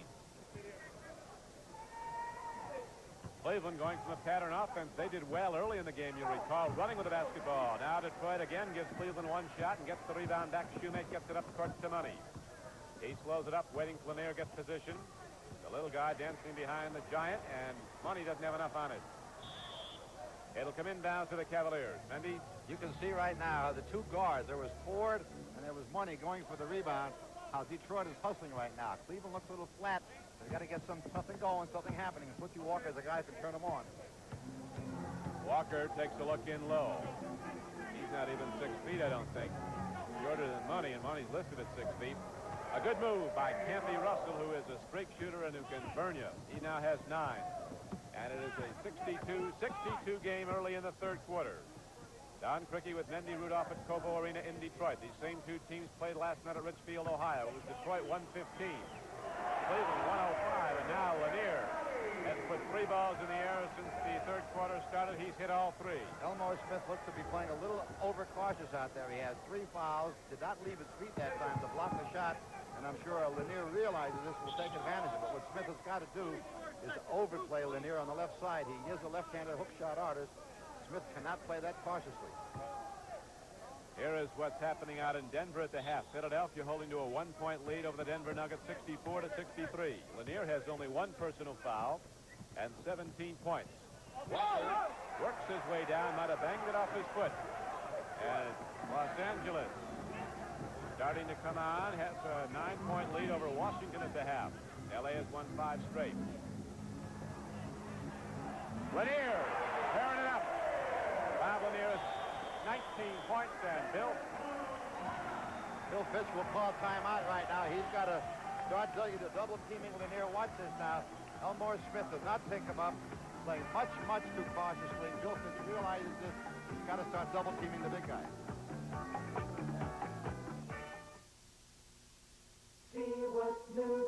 Introducing the third generation Monte Carlo. The third generation of a highly successful personal luxury car. Its highly original styling opens new dimensions in affordable luxury and in comfort. With more rear seat headroom, legroom, and hip room than last year's Monte Carlo. The third generation Monte Carlo. Drive it and put a little distance between yourself and the crowd. Showgirls of the MGM Grand for Color Track by RCA. Do my flesh tones look right to you? Are my feathers green? Is my gown purple? If these colors don't look right to you, you should know about Color Track from RCA. It locks in all the colors, including flesh tones. Getting the color right is what Color Track is all about. Before you see the color Track system grabs it, aligns it, defines it, owns it, and locks the color on track. RCA is making television better and better. Now, this here's an oil for you and me from the good oil boys at STP. 15,000 miles it goes, and that's some oil. Goodness knows. This STP motor oil is a good oil made great with a special blend of additives. Goes 15,000 miles between changes. That's a mighty long way. But STP wanted your car to have their best at a price that's best for you. You get this oil naturally from the good oil boys at STP. Shields and Yarnell, the fastest carnival of comedy you've just got to see. Premiering Tuesday at 8:30, 7:30 Central and Mountain. We're back at Cobo Arena in Detroit. The Detroit Pistons, trailing by 2 points at the half, have come back on the hot shooting of Bob Lanier, who has hit 4 of 4 in the third quarter. There's Golden State leading the Boston Celtics 52-49 at the half. And Buffalo leading Atlanta 52-48 at the half. Bob Kaufman looks on and says Detroit Pistons have rallied back. They're going to Lanier down low. He is challenging Elmore Smith, who has 3 personal fouls. Lanier is getting it done now. He has 19 points for the game. Down low they go to Campy Russell. They clear a side for him one-on-one against M.L. Carr, and Campy Russell right into the square and down through the hoop. There's just no way you're going to stop that kind of play. He now has 11. We have 9 minutes and 5 seconds to go in the third quarter. Eric Money is shut off at the pass by Big Elmore Smith, and Lanier has now gone 5 for 5. He has hit 7 of his last 8 shots. 5 for 5 in the third quarter, and the Pistons have the 4-point lead again. Elmore Smith broke off that time to double team Eric Money. Bob Lanier with a great shooting touch. They're starting to go to Campy Russell. They want their streak shooter to get the ball, and Campy Russell responds with consecutive field goals. From nearby Pontiac Central High School, an All-American at the University of Michigan. Campy Russell is the leading scorer on the Cavaliers, an average of over 19 points a game. Ball comes back inbounds now to Detroit. There is the Detroit scoring. Lanier with 21, leading all scorers in the game. Eric Money takes a look as Lanier cuts across the lane, and now coming off the weak side is Chris Ford, who quickly points the finger at Money and said, "Thank you so very much." Eric Money with a great overhead pass to Chris Ford. That baseline is always open. That shot will always be there. Of course, Chris Ford took a very difficult shot and made it. Jones playing way away from the basket. Cleveland going 2 7-footers in the game. They have Elmore Smith down low. They're setting a double low post. Walt Frazier has not put the ball in the air in the third quarter. It won't be long before he does. It's up. Rebound is tipped out. Foots Walker, feeds off to Elmore Smith. 8-footer, can't get it to go. And here come the Pistons on the run with a 4-point lead. M.L. Carr grimaces as he missed the shot he should have made. Up court it comes to Frazier. Cleveland pushing the ball back quickly. A slide goes around the back twice. Jones timed his jump too early. And they're going to give the ball to the Detroit Pistons inbound. Mendy. Walt Frazier right now leading all scorers on Cleveland. He hasn't scored so far the first half. The second half, I should say. Lanier again, but woo! Jones at 6'11" dribbles the ball down court. Campy Russell working on M.L. Carr. Russell, you can put a bag over his head when he's had it's going to go in. What a streak shooter he is. Wow. He's got 15.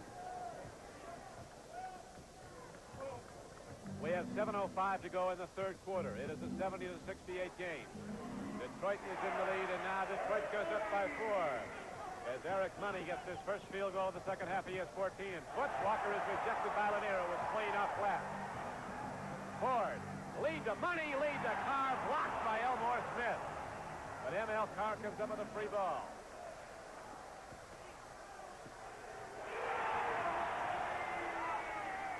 Detroit really starting to play now.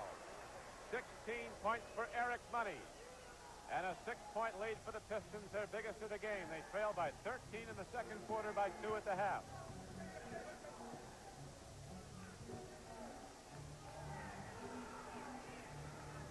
The game plan is Campy Russell, and he is hitting for Cleveland. Detroit scoring on layups. Campy Russell scoring on bombs. Lanier darts in, feeds off the Carr. Rebound to Frazier, tipped away by Lanier. And Clyde Frazier brings it up the court, switching hands. Detroit does a good job overplaying the ball and then looking for help if the man goes to the weak side. It is now a 74-72 game. Detroit with a 2-point lead. Don, you got to give Cleveland a lot of credit. They're hanging here tough. Detroit's playing as well as they can play right now. Cleveland hanging tough. Jones has now scored 13 for the Cavaliers. So, as we have a lot of sharp shooting in the third quarter, we have a break of the action with 5:35 to go in the third quarter, and Detroit holding to a 74-72 lead.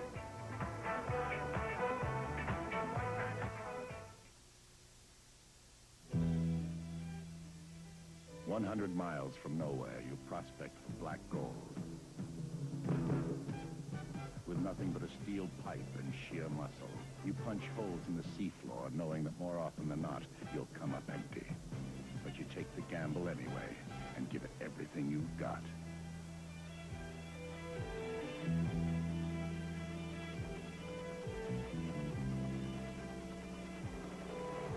Now comes Miller time. Time to head for shore and the best tasting beer you can find. Miller High Life, America's quality beer since 1855. When it's time to relax, one beer stands clear. Miller tastes too good to hurry through. If you've got the time, we've got the beer, Miller Beer. If you use a dandruff shampoo, here are 3 new reasons to switch to Selsun Blue: dry, normal, and oily. Now Selsun Blue comes with extra conditioners for dry hair, with extra cleansers for oily hair, properly balanced for normal hair. All with a fresh, clean, new fragrance. So now Selsun Blue can do what no other shampoo can: give you really effective control of dandruff in the formula designed for your type of hair.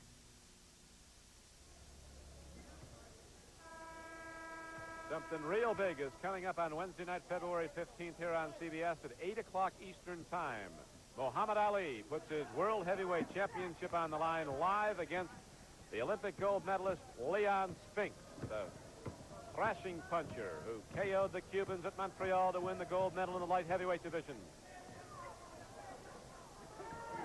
Walt Frazier puts it up long. Campy Russell is 5 for 5 shooting here at the third quarter as we have a 2-point game, 74-72. Detroit Pistons with the ball. Chris Ford is harassed by Walt Frazier.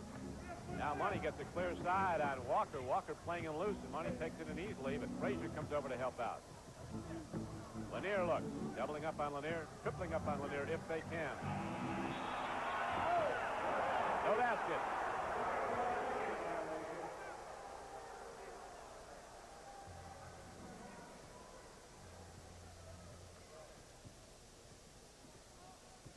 We'd like to welcome the fans who have just joined us here in Detroit. The Pistons are in white, the Cleveland Cavaliers in maroon and gold. The score is Detroit 74, Cleveland 72 with 4:40 to play in the third quarter.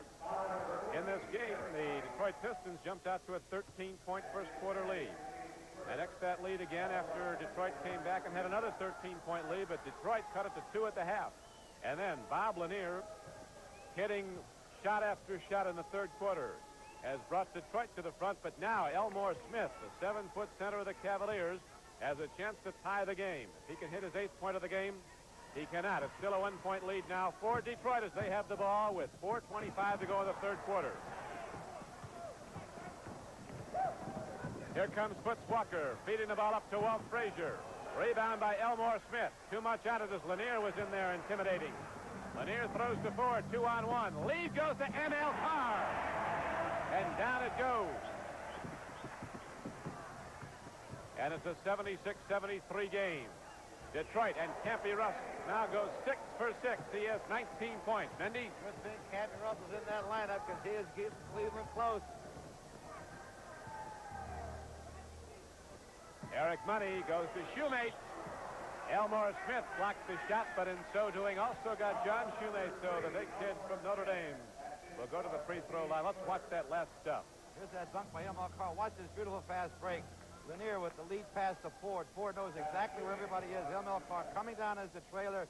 No question about it. Slam dunk away. We have 3:46 to play in the third quarter. John Shoemate made the stop. Made it go. He has 15 points. What?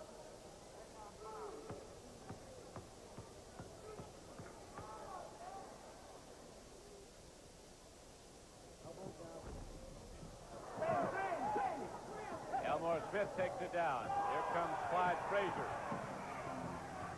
3:40 to go in the third quarter as Frazier looks to put it up off the baseline. He is doubled up by Shoemate and Ford, but finds Elmore Smith free with a slam dunk. Smith has 9.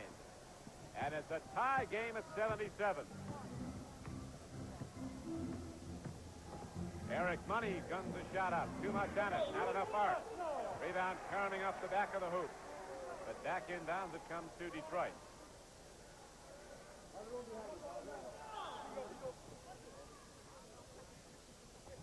The 7th time of this game that the score has been tied. Money tries again. He can't find it. He was hot early, but he can't get it to go now. Foots Walker tries to beat him down the floor, and it looks like Eric Money might have hacked him. That'll be the 3rd on Eric Money. Mendy? I'll tell you, as long as Campy Russell keeps hitting those jump shots, Cleveland will stay close. If he stops missing, they're going to be in an awful lot of trouble. As the old cliche goes, you live by the jump shot, you're going to die by the jump shot. Here comes Leon Douglas back in the game now for the Detroit Pistons, the big center from Alabama playing a power forward. Actually, he is the center right now as Lanier is fitting it out, and John Shoemate is down as the strong man up front. M.L. Carlo running forward. The weak forward here is Lambert back in the game for the Cavaliers, going to Jones. And Leon Douglas goes way up. He tries that overhand outlet pass like Chris Ford coming up court now, working off a pick from Douglas, tries to go into the lane and gets the ball back out. It was off the foot of the Cavalier, back inbounds. It will come, and it'll come inbounds to Cleveland. Last touch by M.L. Carr. Off the foot of John Shoemate, a bad pass at that point. As we look at Campy Russell, who has really kept Detroit, I should say Cleveland, in this ball game, doing a tremendous job with outside shooting.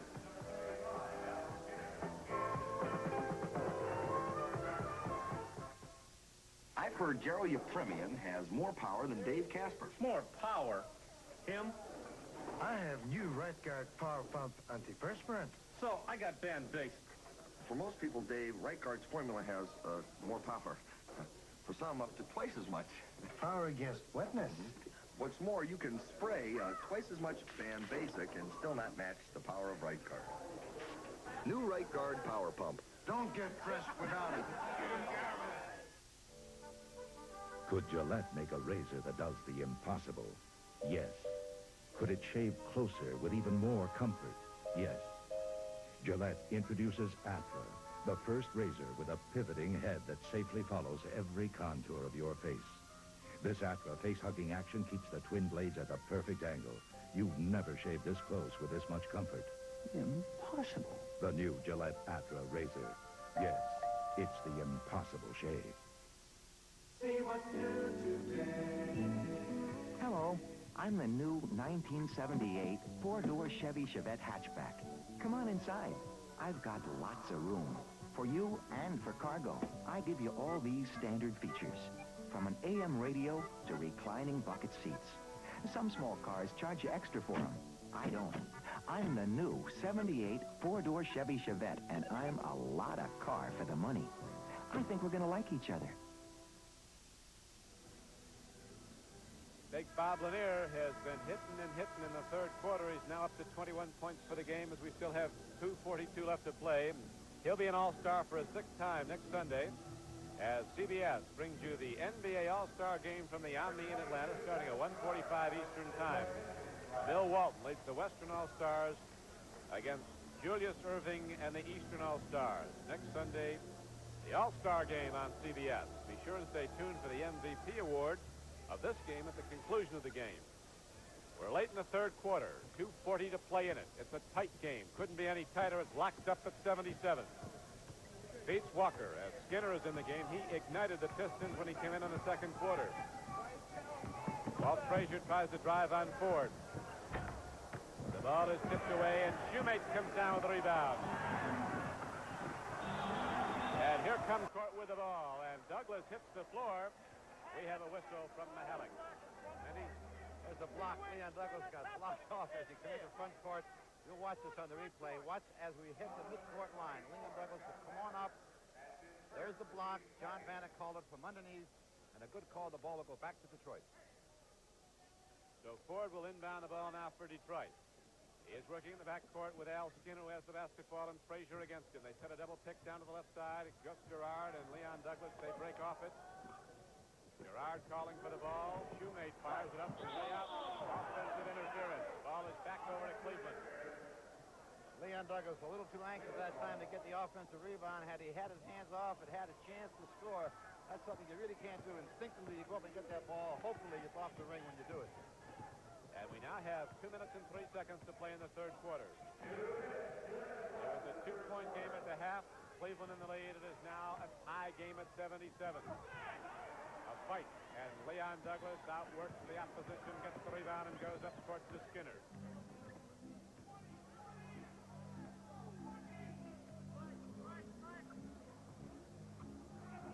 Douglas goes back door. Too much on it by Chris Ford. And here comes Campy Russell behind the back at 6'8". Right back the other way, a little bit sloppy as they turn the ball over. Starting to look like a track meet out there. John Lambert shoots. Doesn't get it done, and here comes Detroit on the fly.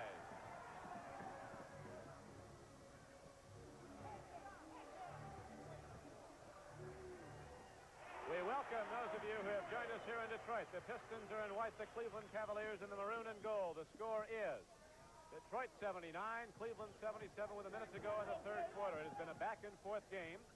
After Detroit fell behind by 13 in the second quarter, they've come back in the third quarter. Bob Lanier has been hitting. He has 21 points for the game.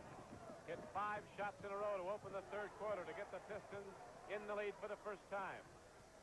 It has been a racehorse game. This is Don Criqui with Mendy Rudolph at Cobo Arena as Leon Douglas, the big center out of Alabama, knocks one down for Detroit. And it is an 81-77 game. The Pistons with a 4-point lead. And Cleveland desperately needs a field goal right here to close this gap. Detroit has caught fire, and they'll need it badly. It has been a very fast-paced game. Both teams running. Cleveland, normally a pattern team, has done better when they push the ball up the court. In the third quarter, they've tended as pattern runs. Now, Jones hits it, and so it is an 81-79 game. Detroit with 12 seconds to go in the third quarter.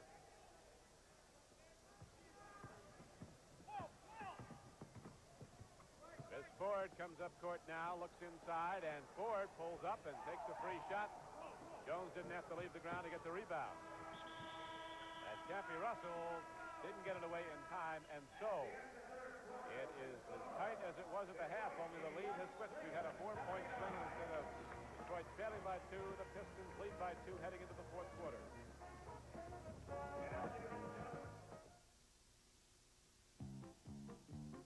All across our land, people know our brand. You can trust AC. Thanks, AC. Spark plugs by AC. Hear that, men? You can trust AC spark plugs. And remember AC filters to help protect your engine from dirt and dust. Right, Ben? Ben? Hit! Drive through dirt and dust. Good filters are a must. You can trust AC. Thanks, AC. Filters by AC. Trusted filters by AC. The NBA on CBS will continue after this word from your local station. Jack Nicholson and Faye Dunaway star in Chinatown, the premiere presentation of the CBS Tuesday night movies, this Tuesday on CBS.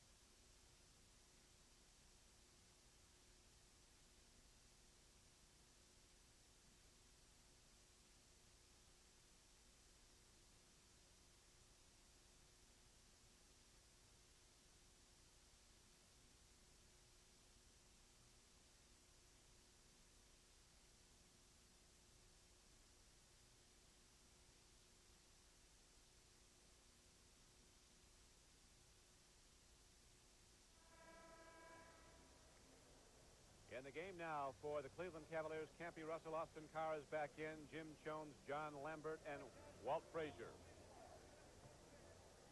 Al Skinner with the ball for the Detroit Pistons, working in the back line with Chris Ford. Up front, Gus Girard, Leon Douglas, and John Shoemate. They are saving Bob Lanier to make that run as the fourth quarter wears on. We're in the opening moments of the fourth quarter here at Detroit. 81-79 as you see Bob Lanier looking on solemnly. But it has been his effort primarily in the third quarter that has catapulted Detroit from behind into the lead. A lead of just 2 points. Girard pulls up. Jones loses the ball. Does he save it? He does not. Detroit gets it back. He tried. He off-tried. He tried. Made a good rebound. Looked for somebody on the outlet pass. Couldn't find Austin Carr near enough. Cleveland's turned the ball over 14 times. Detroit has 15 turnovers in the game.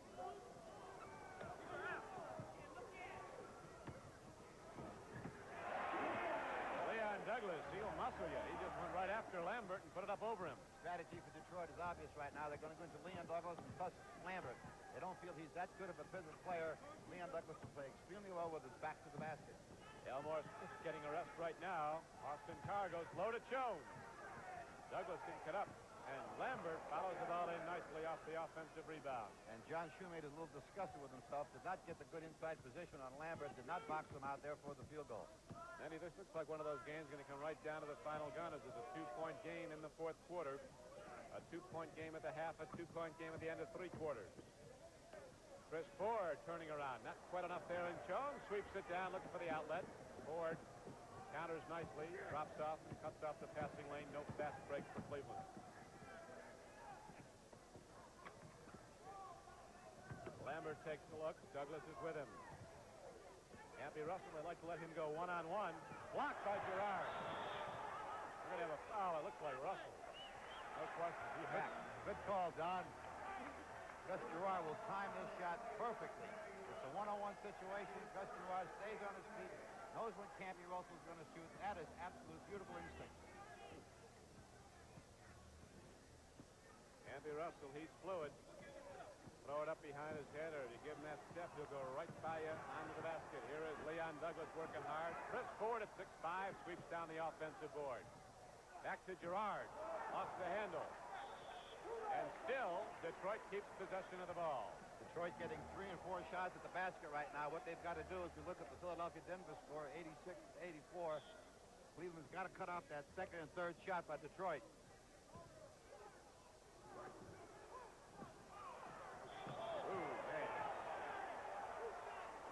Campy Russell fired an elbow, and he put Chris Ford down with a shot to the forehead. A little accidental. Campy Russell took the rebound, got a little over-anxious, tried to get everybody away from him, did not realize Chris Ford was there. It was really an accidental elbow, but Chris Ford is hurt. Watch Campy Russell now. The ball will go up. Now watch Campy Russell's right elbow as he will pick the ball up. He'll swing not knowing who's there, and unfortunately catches Chris Ford, which will result in a 2-shot foul.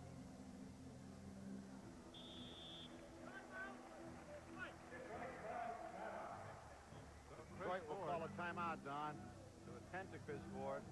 He took a shot. I don't know whether it was in his nose or on his forehead, but I'll tell you, that's got to smart. Those elbows are hard. That's one of the reasons they put that rule in there about the swinging of elbows for 2-shot fouls. That comes as a 2-shot foul, regardless of what the penalty situation is. A delivered elbow foul. Now we have a timeout on the floor with 10:06 to go in the game, and Detroit continues to hold to a 2-point lead, 83-81.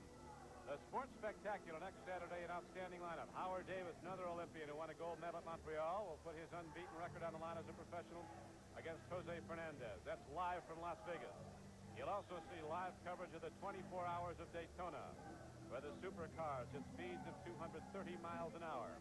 And then from Los Angeles to Los Angeles Times Indoor Games, one of the premier indoor track meets. Field this year including 42 Olympians from 13 countries. That's all coming your way next Saturday at 4:30 Eastern Time, 3:30 Central and Pacific. The CBS Sports Spectacular. Chris Ford apparently about ready to go back after it. Shaken up. Looking at the point totals in this game so far, with Detroit leading by 2. Lanier is their leading scorer with 21. Shoemate has hit 17, got 12 in the first quarter. Austin Carr has 4. Eric Money has hit 16 points. Ford with 4, Gerard with 4, Leon Douglas with 5, Al Skinner with 10 all in the first half. For the Cavaliers, Campy Russell has now come up through to hit for 19 points. Jones has 15. Elmore Smith has 9. Walt Frazier has 16 points, all in the first half. Did not score yet in the second half. Shut out in the third quarter. Carr has 10. And there is another tight game out at McNichols Arena in Denver. The 76ers leading by 2, and now Washington, behind by a substantial margin at one point in the game, has rallied back to take a 3-point lead over the L.A. Lakers at Landover, Maryland.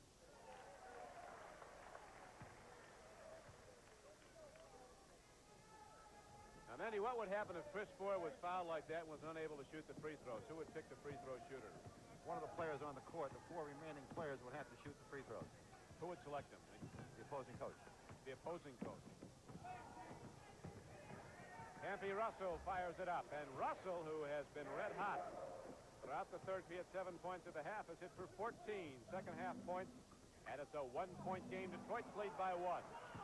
Austin Carr on the run. Nobody on the flanks. So Carr pulls up and guides it down nicely. And Cleveland has come back to take the lead. 85-84 with 9:26 to play. This is how Cleveland did it earlier in the game. They ran, they pushed the ball down court, and they're back into that pattern right now.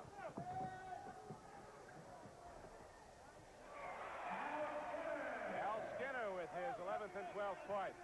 And Detroit takes back the lead by 1. 86-85. Oh, yeah. Oh, yeah. Chris Ford going nose-to-nose with Walt Frazier. And that's the way he's been keeping Frazier under control.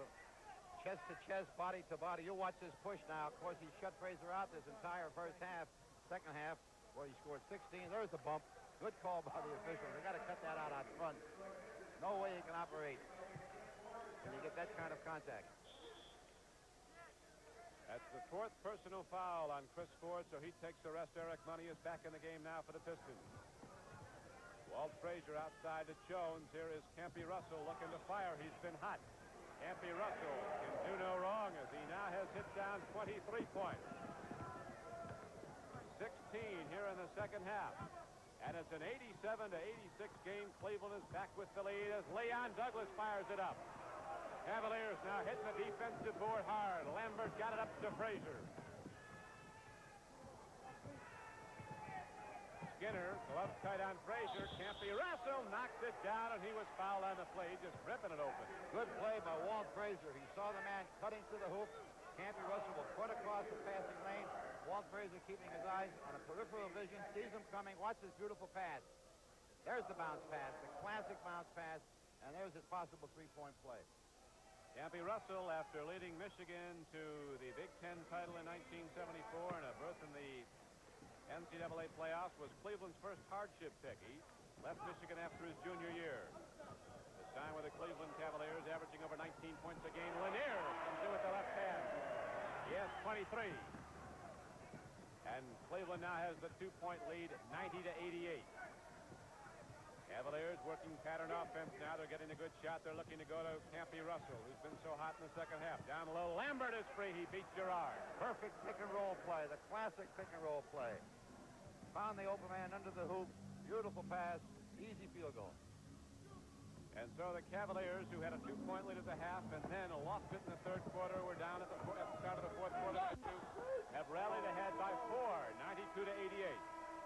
And Cleveland right now, Don, playing a much tougher defense inside. They're collapsing. They're double picking as ML Carr comes into the ball game. The defense right now has brought Cleveland back. They really have, and the Cavaliers are very, very hard off the defensive board. They're allowing Detroit just one shot, and then Cleveland's been getting the ball back here early in the fourth quarter. We have 7:40 to play in the game right now. This could be an overtime game, though, the way they're going. Rebound down to Eric Money. Takes a look up court, surveys the field, and guns a pass. It's intercepted by Campy Russell. It's a 4-on-2 break. Campy Russell feeds off to Lambert. Feeds off to Austin Carr. And the rebound is down to Leon Douglas, tipped away by Austin Carr. Frazier goes to Lambert. Rebound to Skinner. 3 chances at it. ML Carr gliding and laying it in off the backboard. Makes it a 92-90 game as Detroit rallies back to within 2. And Cleveland had 3 chances down there. Again, good defense by Detroit. It's a great defensive battle right now. Both teams are running well. Very exciting ball game. Well, this Campy Russell is just remarkable. There was just no spot on the court that he can't score from. He has 28 points, 21 in the second half. A 4-point advantage for Cleveland. Leon Douglas puts people in the air, but a brick jackhammer touch and nowhere near a completion. And here comes Austin Carr firing. Down to Skinner. All out, they're going flat out, despite the fact they played last night in Cleveland. Basket would have gone had it dropped. We'll have a shooting foul. Forward position is everything in rebounding. At that time, Lanier had the inside position on 3 Cleveland players. Perfectly timed the rebound. We'll watch this as he goes to the hoop. Now watch Lanier. Perfect position inside. That's where you've got to be.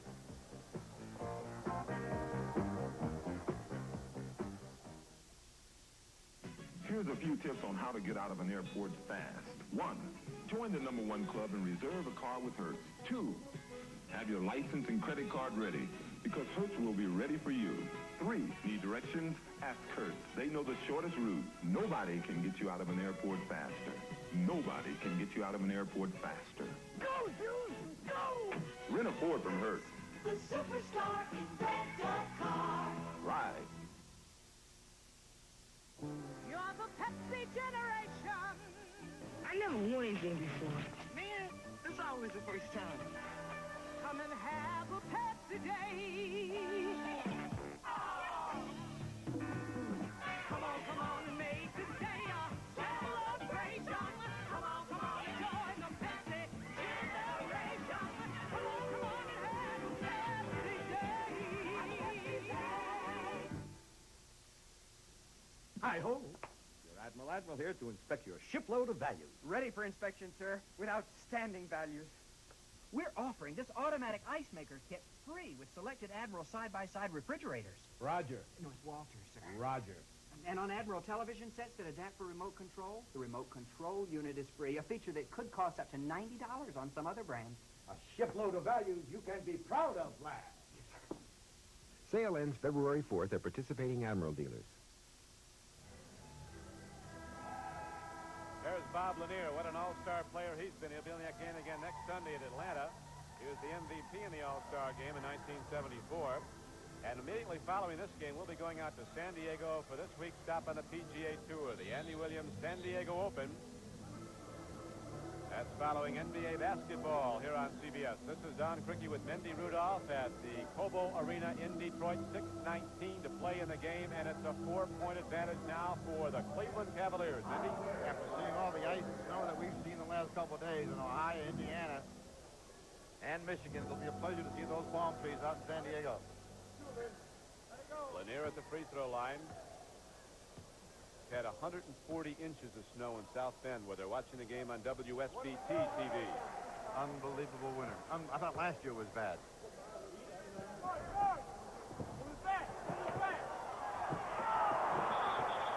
They will jump it up if they don't start slugging each other first.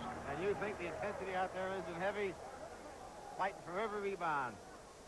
Jones and Lambert had a little mistake that time. They should have taken the rebound cleanly, but M.L. Carr was quick enough to pick it on up. Leon Douglas heads for the basket. There was a foul call prior to it. No, let me correct you, Don. No tap. All right. You're going to re-jump it. Which they do. Here's the lead man open, but Lanier fields the ball. Campy Russell was ahead of the field. But Lanier got in the way and intercepted.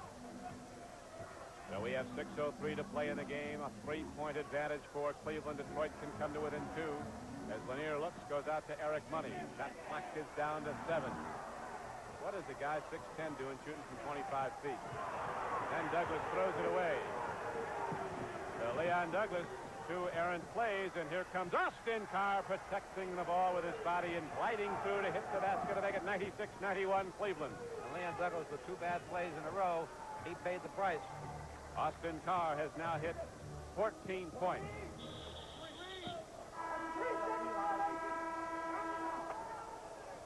Here's final score in New Orleans. What's that? 8 straight for New Orleans. Elgin Baylor and the Pistol getting their act together down there now as New Orleans wins its 8th straight game. A 3-second turnover is resulting in Cleveland getting the ball back with a 5-point lead, 96-91, 5:23 to play.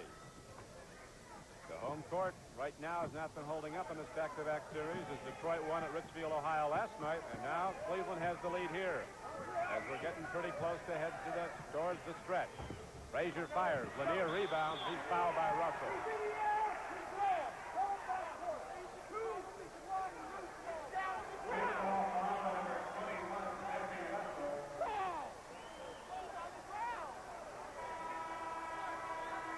Five team fouls now.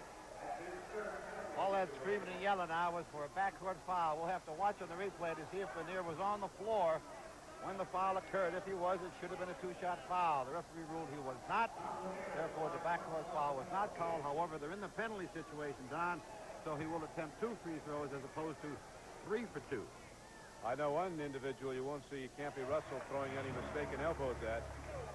That's Bob Lanier. big guy tees off and the lights go out. I heard him say one day in the ballgame, "You hit me and I go down. You just better make sure I don't get up." Did he really? Yes, he did.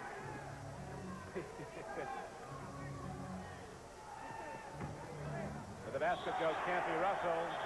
What do they have him on? He was traveling an extra step by Campy Russell, and so now Detroit trailing by 3 points, 96-93, with 4:57 up to play in the game. Gets the ball back, and the Pistons looking to cut it back to one. Eric Money dancing with a dribble. Eric Money has been silent for a while, but now he has 18 points. He'll turn him on. He and Skinner will come back into the ball game. This has all been done with Elmore Smith on the bench. John Lambert has been doing a pretty good job against Bob Lanier so far.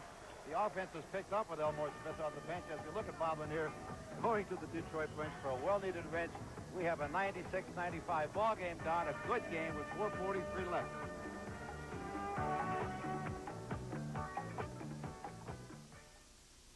When you farm your own land, the work never ends. But you do it with pride and all the strength you can muster. But now comes Miller time. Time to head for the best-tasting beer you can find. America's quality beer, Miller High Life. When it's time to relax, one beer stands clear. Beer after beer. If you've got the time, we've got the beer. Miller Beer. See what's new today in a Chevrolet. To the more than 600,000 people who bought the new Chevrolet during its very first year, thank you. You've made it the most popular car in America. For the rest of you, a simple reminder. With its advanced design, the new Chevrolet has more headroom, more rear seat legroom, more trunk room, and more. So drive it. The new Chevrolet. Now that's more like it. What are more people doing to help their cars last? Protecting them better than ever with Quaker State Motor Oil. Regular use of Quaker State helps avoid expensive engine repairs, helps cars last. Refined from Pennsylvania-grade crude oil, Quaker State helps cars last. Maybe that's why Quaker State's the best-selling motor oil in America. Quaker State helps cars last.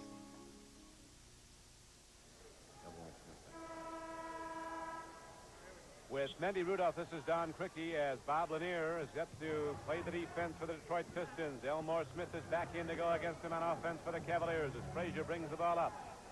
The Cavaliers in the maroon and gold uniforms are leading the game 96-95 with 4:30 left to play. Austin Carr against Eric Money. Campy Russell has hit. Time and again, he has 11 free field goals in the second half. And now as Elmore Smith puts the ball up, Jim Jones, he can't get it to go, but he does draw the foul in there. That shows you the difference with Elmore Smith in the ball game, along with Jim Jones, completely dominating the offensive board that time, creating the situation, and Jim Jones will go to the free throw line. Bob Lanier has so far hit 26 points and has not taken down 16 rebounds. We'll be announcing our Chevrolet Most Valuable Player at the conclusion of the game.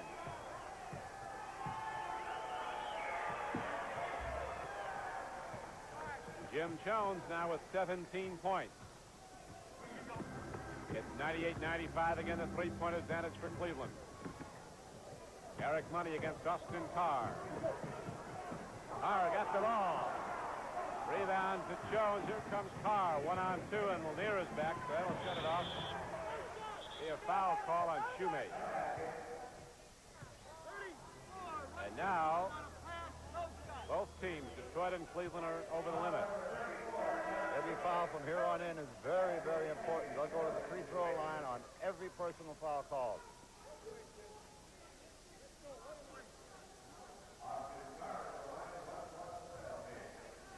Austin Carr at the free throw line. He is an 80% career free throw shooter.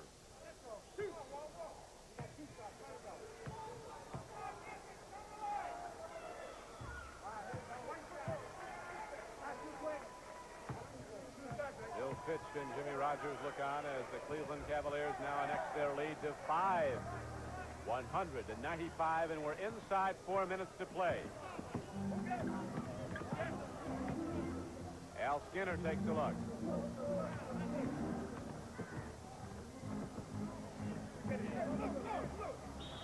Oh, yeah. Elmore Smith did everything he could for Lanier not to get position. They're all shooting fouls now. Awful lot of body contact in there with Smith on defense and Lanier on offense. He tries to deny Lanier the position, and when he does so, he's got to be awful careful about his arms. Bob Lanier, who's closing in on 13,000 career points. He's in his 8th NBA season.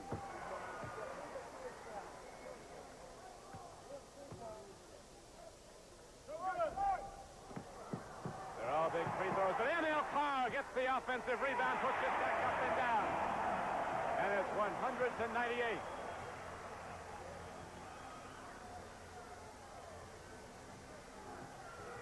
We again welcome the fans who have joined us here in Detroit. The Pistons are in white, the Cavaliers are in maroon and gold, and the score is Cleveland 100, Detroit 98. As we're heading down the stretch with 3:20 to play, Bob Lanier leads all scorers in the game with 27 points, and it's going to be a tight finish as with 3:21 to go, Cleveland holds to a 2-point advantage.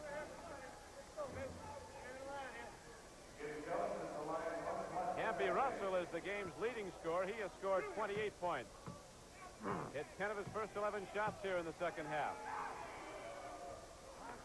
Jim Jones puts in his 18th point and gives Cleveland a 3-point lead.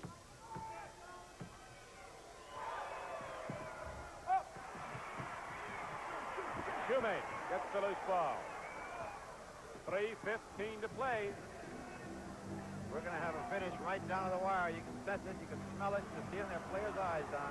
Lanier with a great fake, puts the ball up over Elmore Smith. Now with the right hand.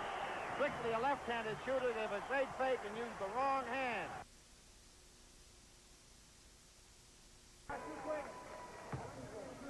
Bill Fitch and Jimmy Rogers look on as the Cleveland Cavaliers now annex their lead to 5. 195, and we're inside 4 minutes to play. Al Skinner takes a look.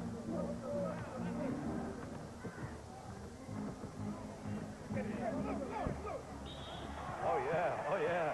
Elmore Smith did everything he could for Lanier not to get position. They're all shooting fouls now. Awful lot of body contact in there with Smith on defense and Lanier on offense. He tries to deny Lanier the position, and when he does so, he's got to be awful careful about his arms. Bob Lanier, who's closing in on 13,000 career points. He's in his 8th NBA season.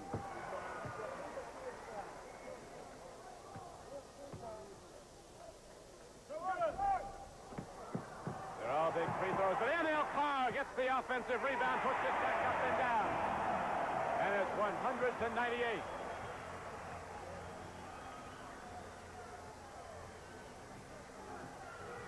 The fans who have joined us here in Detroit. The Pistons are in white, the Cavaliers are in maroon and gold, and the score is Cleveland 100, Detroit 98.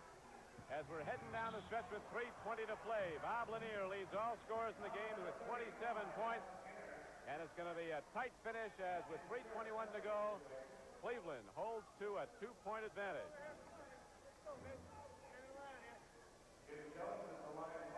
Campy Russell is the game's leading scorer. He has scored 28 points. Hit 10 of his first 11 shots here in the second half. Jim Jones puts in his 18th point and gives Cleveland a 3-point lead.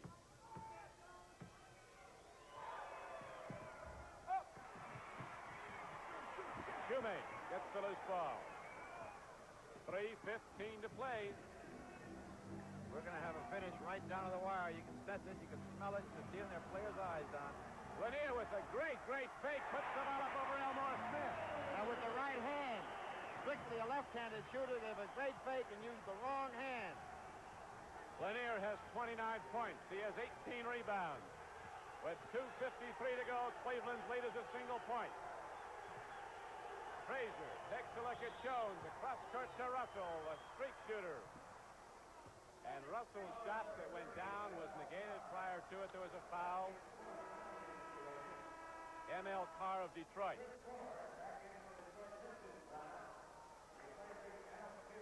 Back in the game now is the steady play of Chris Ford, and there goes Al Skinner, who's given the Detroit Pistons a lot off the bench again in this game, as he did last night when he came off to hit 20. 2:46 to go. I'm sure Bobby Kaufman feels now it's going to be defense. Chris Ford has got the matchup against Walt Frazier, cut him off from leading the Cleveland attack. Therefore, he's in the ball game. Campy Russell now has 29 points.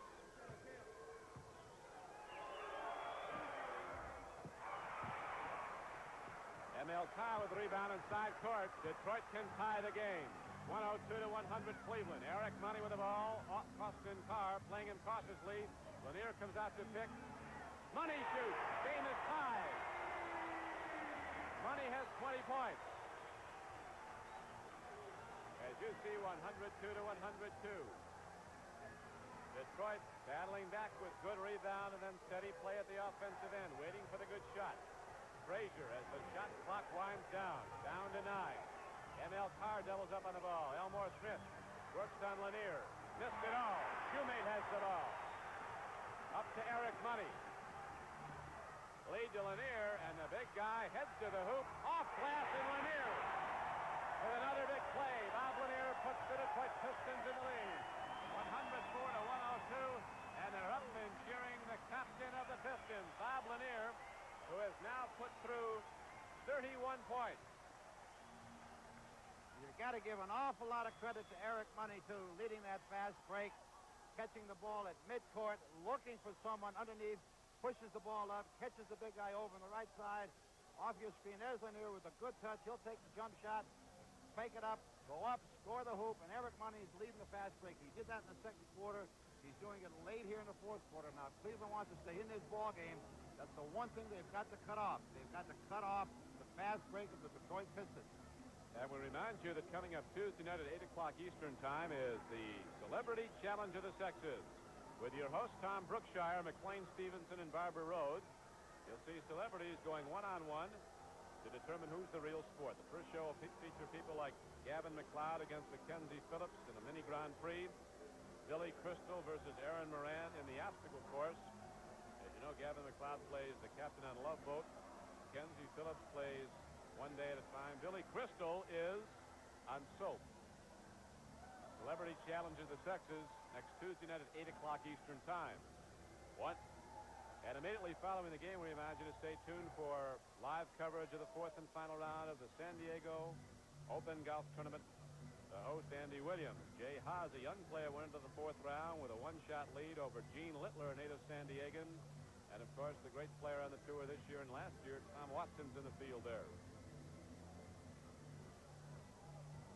So, Bob Kaufman shouting out the officials. He thought Lanier was fouled when he went in and banked that shot in. The basket went, of course, and it gave Detroit the 2-point lead, 104 to 102.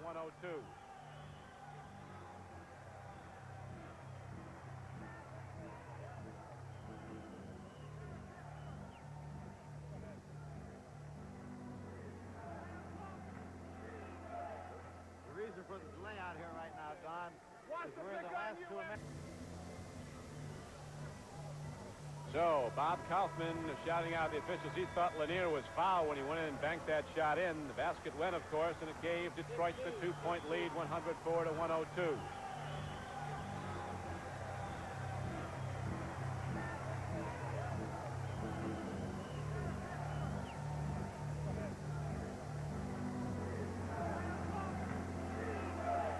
The reason for the delay out here right now, Don, is we're in the last 2 minutes, and with Cleveland calling timeout, they have a choice of putting the ball in play wherever they care to. At this point, they chose to put it in play at midcourt. The chant for defense comes up and rises and cascades down from the high reaches of Cobo Arena as the Cleveland Cavaliers have the basketball inside. Lanier intercepts Jones' pass. And now, Chris Ford wisely puts his two hands in the air, settle it down, play down the game clock by working down the shot clock. Lanier looks, hands off to Money. He's going to fire it up. Didn't go, and there's going to be a foul over the top on M.L. Carr.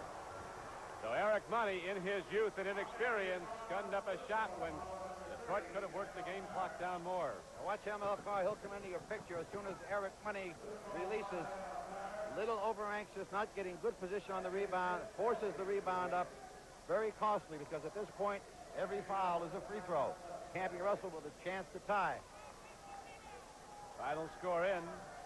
Golden State prevails over the Boston Celtics, 99 to 98. A lot of tight games today. Right here in Detroit, we have one that's a one-point game right now, and Campy Russell, if he can hit his 31st point on the next free throw, will lock it up at 104-104. Knot it up. The game is tied. 1:32 left to play in regulation. The Pistons, with 3 straight wins, go down low to Bob Lanier. The big guy is only great, as Lanier has now hit 33 points. It's been a shootout in the second half between Lanier of the Pistons and Campy Russell of the Cavaliers. 1:15 to play. Well, Bob Lanier right now is on Campy Russell. There's a switch over there. We'll see if Cleveland takes advantage of it. ML Carr is back on him. You've got to look for Campy Russell at this point. Jones is free, and Jones knocks it down. And now, as the Pistons bring it up the court with the game tied at 106, the game clock winds down under a minute. Eric Money tries to go to Lanier. It was knocked out of bounds by Austin Carr. The game clock shows 54 seconds. The shot clock 16 for Detroit. As we wind down, it looks like who's going to take the last shot will probably win it. It looks that way. It's going to come right down to the final horn, Mendy. Here is Eric Money, who's shooting when there's better people to do it. Tapped up by Shoemate, and the rebound is down to Campy Russell. Eric Money wanting to put the game away when they got a guy in Lanier who's hitting everything. He's throwing it in from the locker room. That is the time remaining in the game. Right now we're tied 106-106. Jones with a rebound. Back up. Not enough there. Rebound fought for. Lanier tips it over to Powell. 23 seconds left. And now, as Money brings it over the timeline, the Pistons signal a timeout. Boy, on that last series of plays, I don't know why Cleveland just did not take the ball back and working for the last shot. They had plenty of time. They could have run out the clock. There was only 24 seconds when they rebounded. They did not take advantage of the clock. They put the ball right back up, missed twice. All they had to do was pass it out to one of the guards, run the clock off for the last shot. They didn't do that. They turned the ball over to Detroit. Now Detroit has a chance with 17 seconds to play for the last shot. And Mendy, while we have a moment, we remind our people that coming up on Sunday, February 5th at 4 o'clock Eastern Time, the Impossible Dream ballooning across the Atlantic. This is the attempts of 2 independent groups of Americans to cross the Atlantic in a balloon, a true life story of men against nature. CBS Sports was there to record the story, the Impossible Dream, and I think it's highly impossible, but we'll see how they make out. On that last series of plays, Don, I looked at Bill Fitch, and he was screaming wildly to throw the ball out to one of the guards to start the play all over again. No one heard him. Of course, in their anxiety, they put the ball up. You have an awful lot of confidence when you're out there with a ball player. You feel you can go up there and score at will. You're maybe 7 feet or 8 feet away from the basket. It's awful tempting to put that jump shot up, but a good, intelligent ball club would not have done that. Not saying that Cleveland is not an intelligent ball club. They are. But what they should have done at that point, throw the ball outside, start the play over again. They had a full 24-second count to do so. They didn't do it, and let's see if they'll pay the price for it. Well, we've had 2 sensational performances as we've got to be thinking about our MVP here, Mendy. Bob Lanier with 33 points, 22 in the second half. Campy Russell with 31 points. He scored 24 in the second half. I'm going to hedge my vote. I say if Detroit wins, it's got to go to Lanier. And, of course, if Detroit loses and Cleveland wins, it's got to go to Campy Russell. So either some young individual at University of Michigan or St. Bonaventure will be getting beneficiary of a $1,000 scholarship. Washington beats the Los Angeles Lakers, ending their 5-game streak. And so we are going to go now to the final 17 seconds of this game here at Cobo Arena in Detroit. Don Craigie with Mendy Rudolph as Chris Ford inbounds the ball. Austin Carr gives to Eric Money. Jones is fronting Lanier. 10 seconds. You see the clock ticking down. That's the game clock. Looking to draw the foul. ML Carr gets the ball down to Shoemate. He puts it up. Lanier up at the buzzer. No good. We go to overtime. Oh, and Elmore Smith, what a block he made. Lanier was in perfect position to throw up a short 4 or 5 footer. Elmore Smith timed it perfectly, made the biggest block of the ball game. Overtime, Cricky. shot will go in. Now watch this replay. Watch Elmore Smith. He'll switch off, get in position to rebound. Shoemate will force the shot. Lanier with the rebound. Now watch Smith come from nowhere. Block the shot. Great defensive play. Overtime.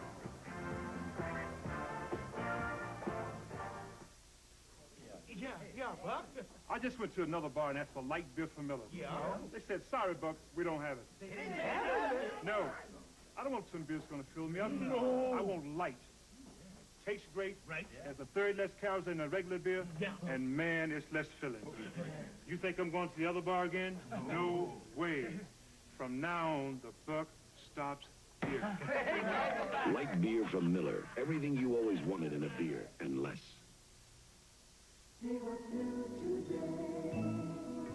Chevrolet announces a lot more Chevette for a lot less money. New Chevette standard equipment includes a radio, reclining bucket seats, white-wall tires, console, sports steering wheel, a 1.6-liter engine, 18 new standard features in all, plus a wide hatch, carpeting, front disc brakes, rack and pinion steering, and more. The 78 Chevy Chevette. A lot more cars for a lot less money. 106 to 106 is the regulation final, and now we go to a 5-minute overtime. Mendy, set the various basics of that, if you would. Let me do it if I can, Don, quickly. We have 2 timeouts allowed to each club. They're allowed 3 team fouls only, and the 4th team foul is the penalty situation.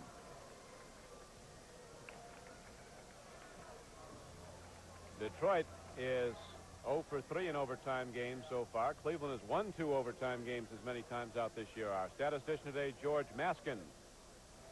We thank him, and a special thanks go to our producer, Bill Barnes, our director, Bob Dunphy. As John Shoemate jumps up against Elmore Smith, Lanier gets the tap. It's been my experience, Mendy, that oftentimes the team that hits first in the overtime goes on to win it. Lanier puts it up. Superior. 35 for Lanier, a 2-point lead for Detroit. A 5-minute overtime period.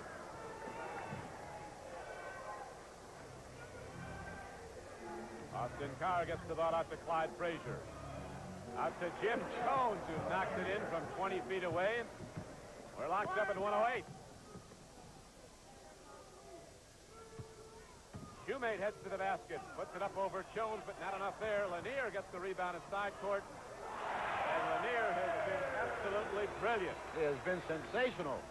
Extraordinary play by Bob Lanier. 37 points. His shooting percentage has to be about 80% in the second half, or higher. Happy Russell takes the look as the Pistons lead by 2. Russell fires.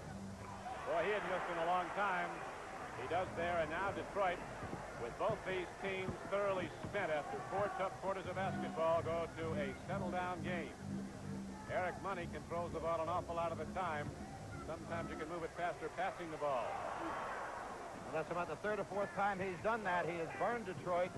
He has taken some bad shots and forced some stuff up there which he should not have done. And he wasn't back on defense and tripped Austin Carr. So Eric Money, who played superior early in the game, has given Detroit very little in the late stages. 37 points is the season high for Bob Lanier. He has 17 rebounds also. Clyde Frazier with a chance to tie the game. Bump by Chris Ford. Ford going nose to nose to Walt Frazier. He knows he's got to cut him off in order to cut off most of the Cleveland offense. So we'll watch it. Watch Chris Ford. He's right on top of him. Got his hand right on the back. There's the foul. Frazier with a nice shot that gets the roll down, and the Cavaliers have tied the game at 110. Walt Frazier with a good shot off the left 10. Frazier so far has scored 18 points.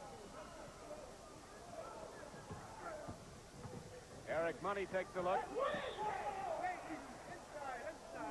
Foul call. Interesting switch on defense here, Don. Jones now is playing Lanier. Elmore Smith is off of him. The obvious strategy of Bill Fitch is to double team him with Jones and with Smith.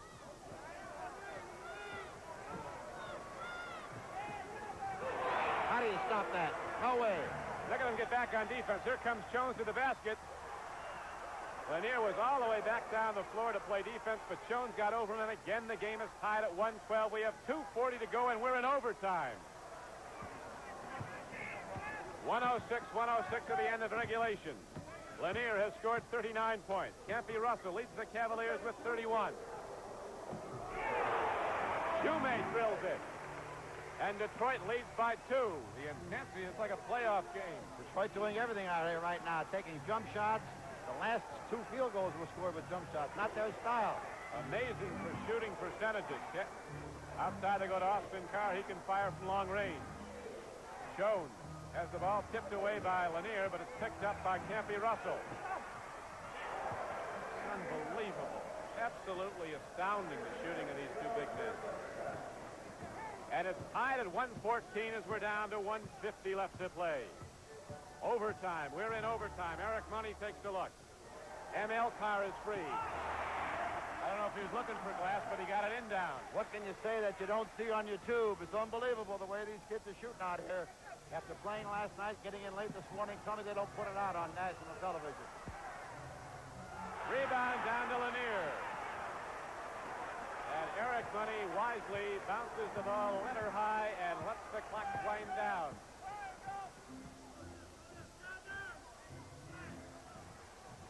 .118 to go as the Pistons with a 2-point lead are going to play that clock down. Here's Shoemate going against Elmore Smith. Tries to go to Lanier and they throw it away.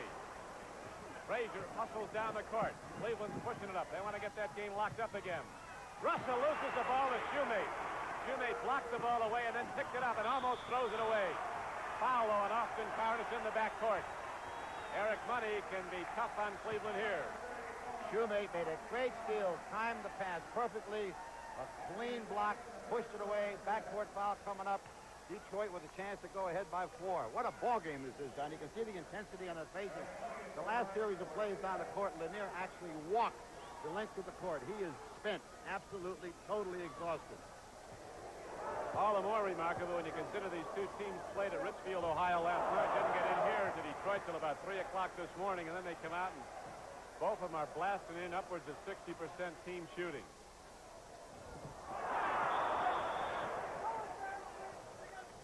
Eric Money is feeling the pressure. He misses them both, and the Cleveland Cavaliers quickly summon a timeout. As much as Eric Money has helped Detroit right now, he has hurt them slightly. He just missed 2 very, very crucial free throws, threw away the ball 2 or 3 times on bad shots. Cleveland now has a chance to tie it.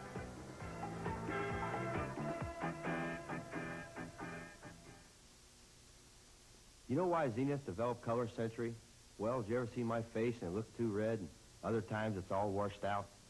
That's why. Zenith Color Century. Think of it as a TV control room in your set. It controls the color picture, corrects the color picture, automatically, 30 times a second. And that makes a difference. After all, I don't play for the Cincinnati Pinks. See the difference Color Century makes. Only from Zenith. Highway light poles can be treacherous, especially if they stop your car on impact. That's why Alcoa helped develop this special aluminum light pole system that breaks away on impact. The aluminum pole takes the beating instead of you. Breakaway aluminum poles are out there saving lives right now. We can't wait. We can't wait for tomorrow. Alcoa can't wait. He definitely got mine. I agree, Lanier. With Mendy Rudolph, this is Don Crickey back at Cobo Arena in Detroit. We have 59 seconds to play in overtime. 116 to 114. Detroit and White has the lead, but the Cleveland Cavaliers have the basketball when we resume play. And there has been the man of the game, Bob Lanier, 39 points, 18 rebounds. He's got my vote as the MVP, win or lose. He's compensated for a lot of Detroit mistakes, kept them in game almost single-handedly. He's got my vote, MVP. I'm with you. I've got mine also. That's unanimous. We decided that in the timeout. So the Chevrolet Most Valuable Player Award is going to Bob Lanier. And the $1,000 scholarship we awarded to St. Bonaventure University on behalf of Bob Lanier. Walt Frazier takes a look. Campy Russell was great, but Lanier was beyond great in this game. Jones takes a look. He fights. He looks. He throws it over everybody. M.L. Carr loses the ball to Campy Russell, who banks it in and ties the game. 116, 116. 34 seconds left to play in the overtime, and we're again tied. Eric Money drives. He stops. Eric Money shoots and hits it. Lanier was knocked to the floor, setting a pick. Now they throw it down to Jim Jones. He lost the ball with 25 seconds to play. The Detroit Pistons get the basketball back. They have a 2-point lead. But Cleveland still has a shot. Detroit will have to get a shot off within 24 seconds. There's 25 on the clock. So if Detroit doesn't hit it, Cleveland still has a chance to put up a shot and send it into a second overtime. Chris Ford up court with the ball. Over the timeline, a double team. Shoemate back outside as they play perimeter basketball. The game clock is down to 11 to Lanier. Campy Russell against him. No foul. Off to John Shoemate.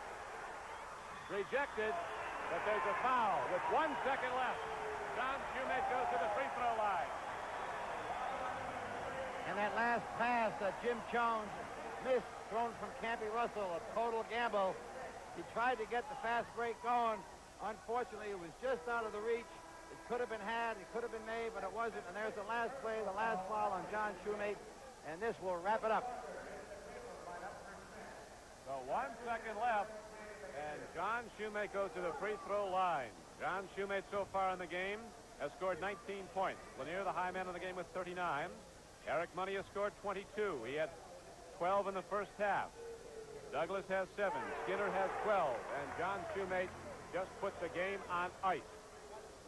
Detroit cannot lose if they just walk off the court when Cleveland inbounds the ball. Shoemate getting set. Campy Russell with a magnificent game for the Cavaliers. He scored 35 points.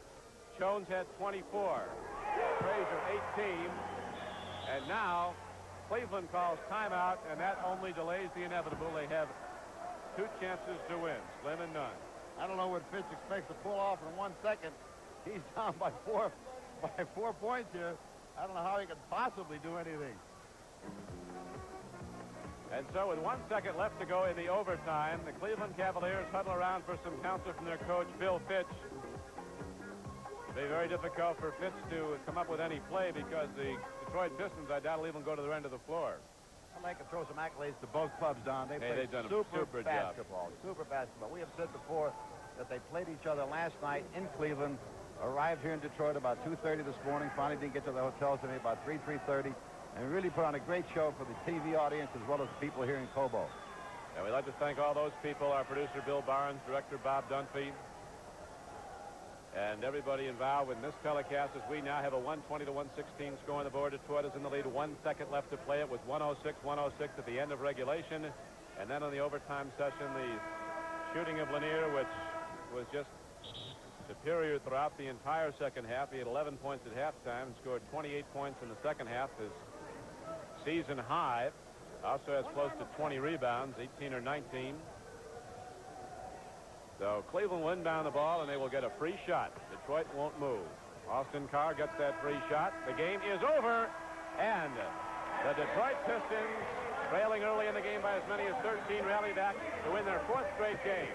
The final score, Detroit 120, Cleveland 116.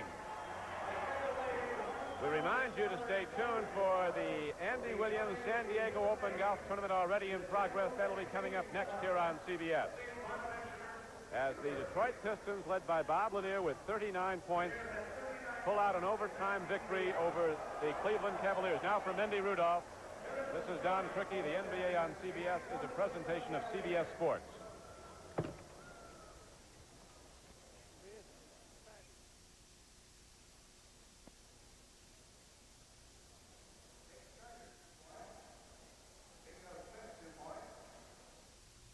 This is CBS.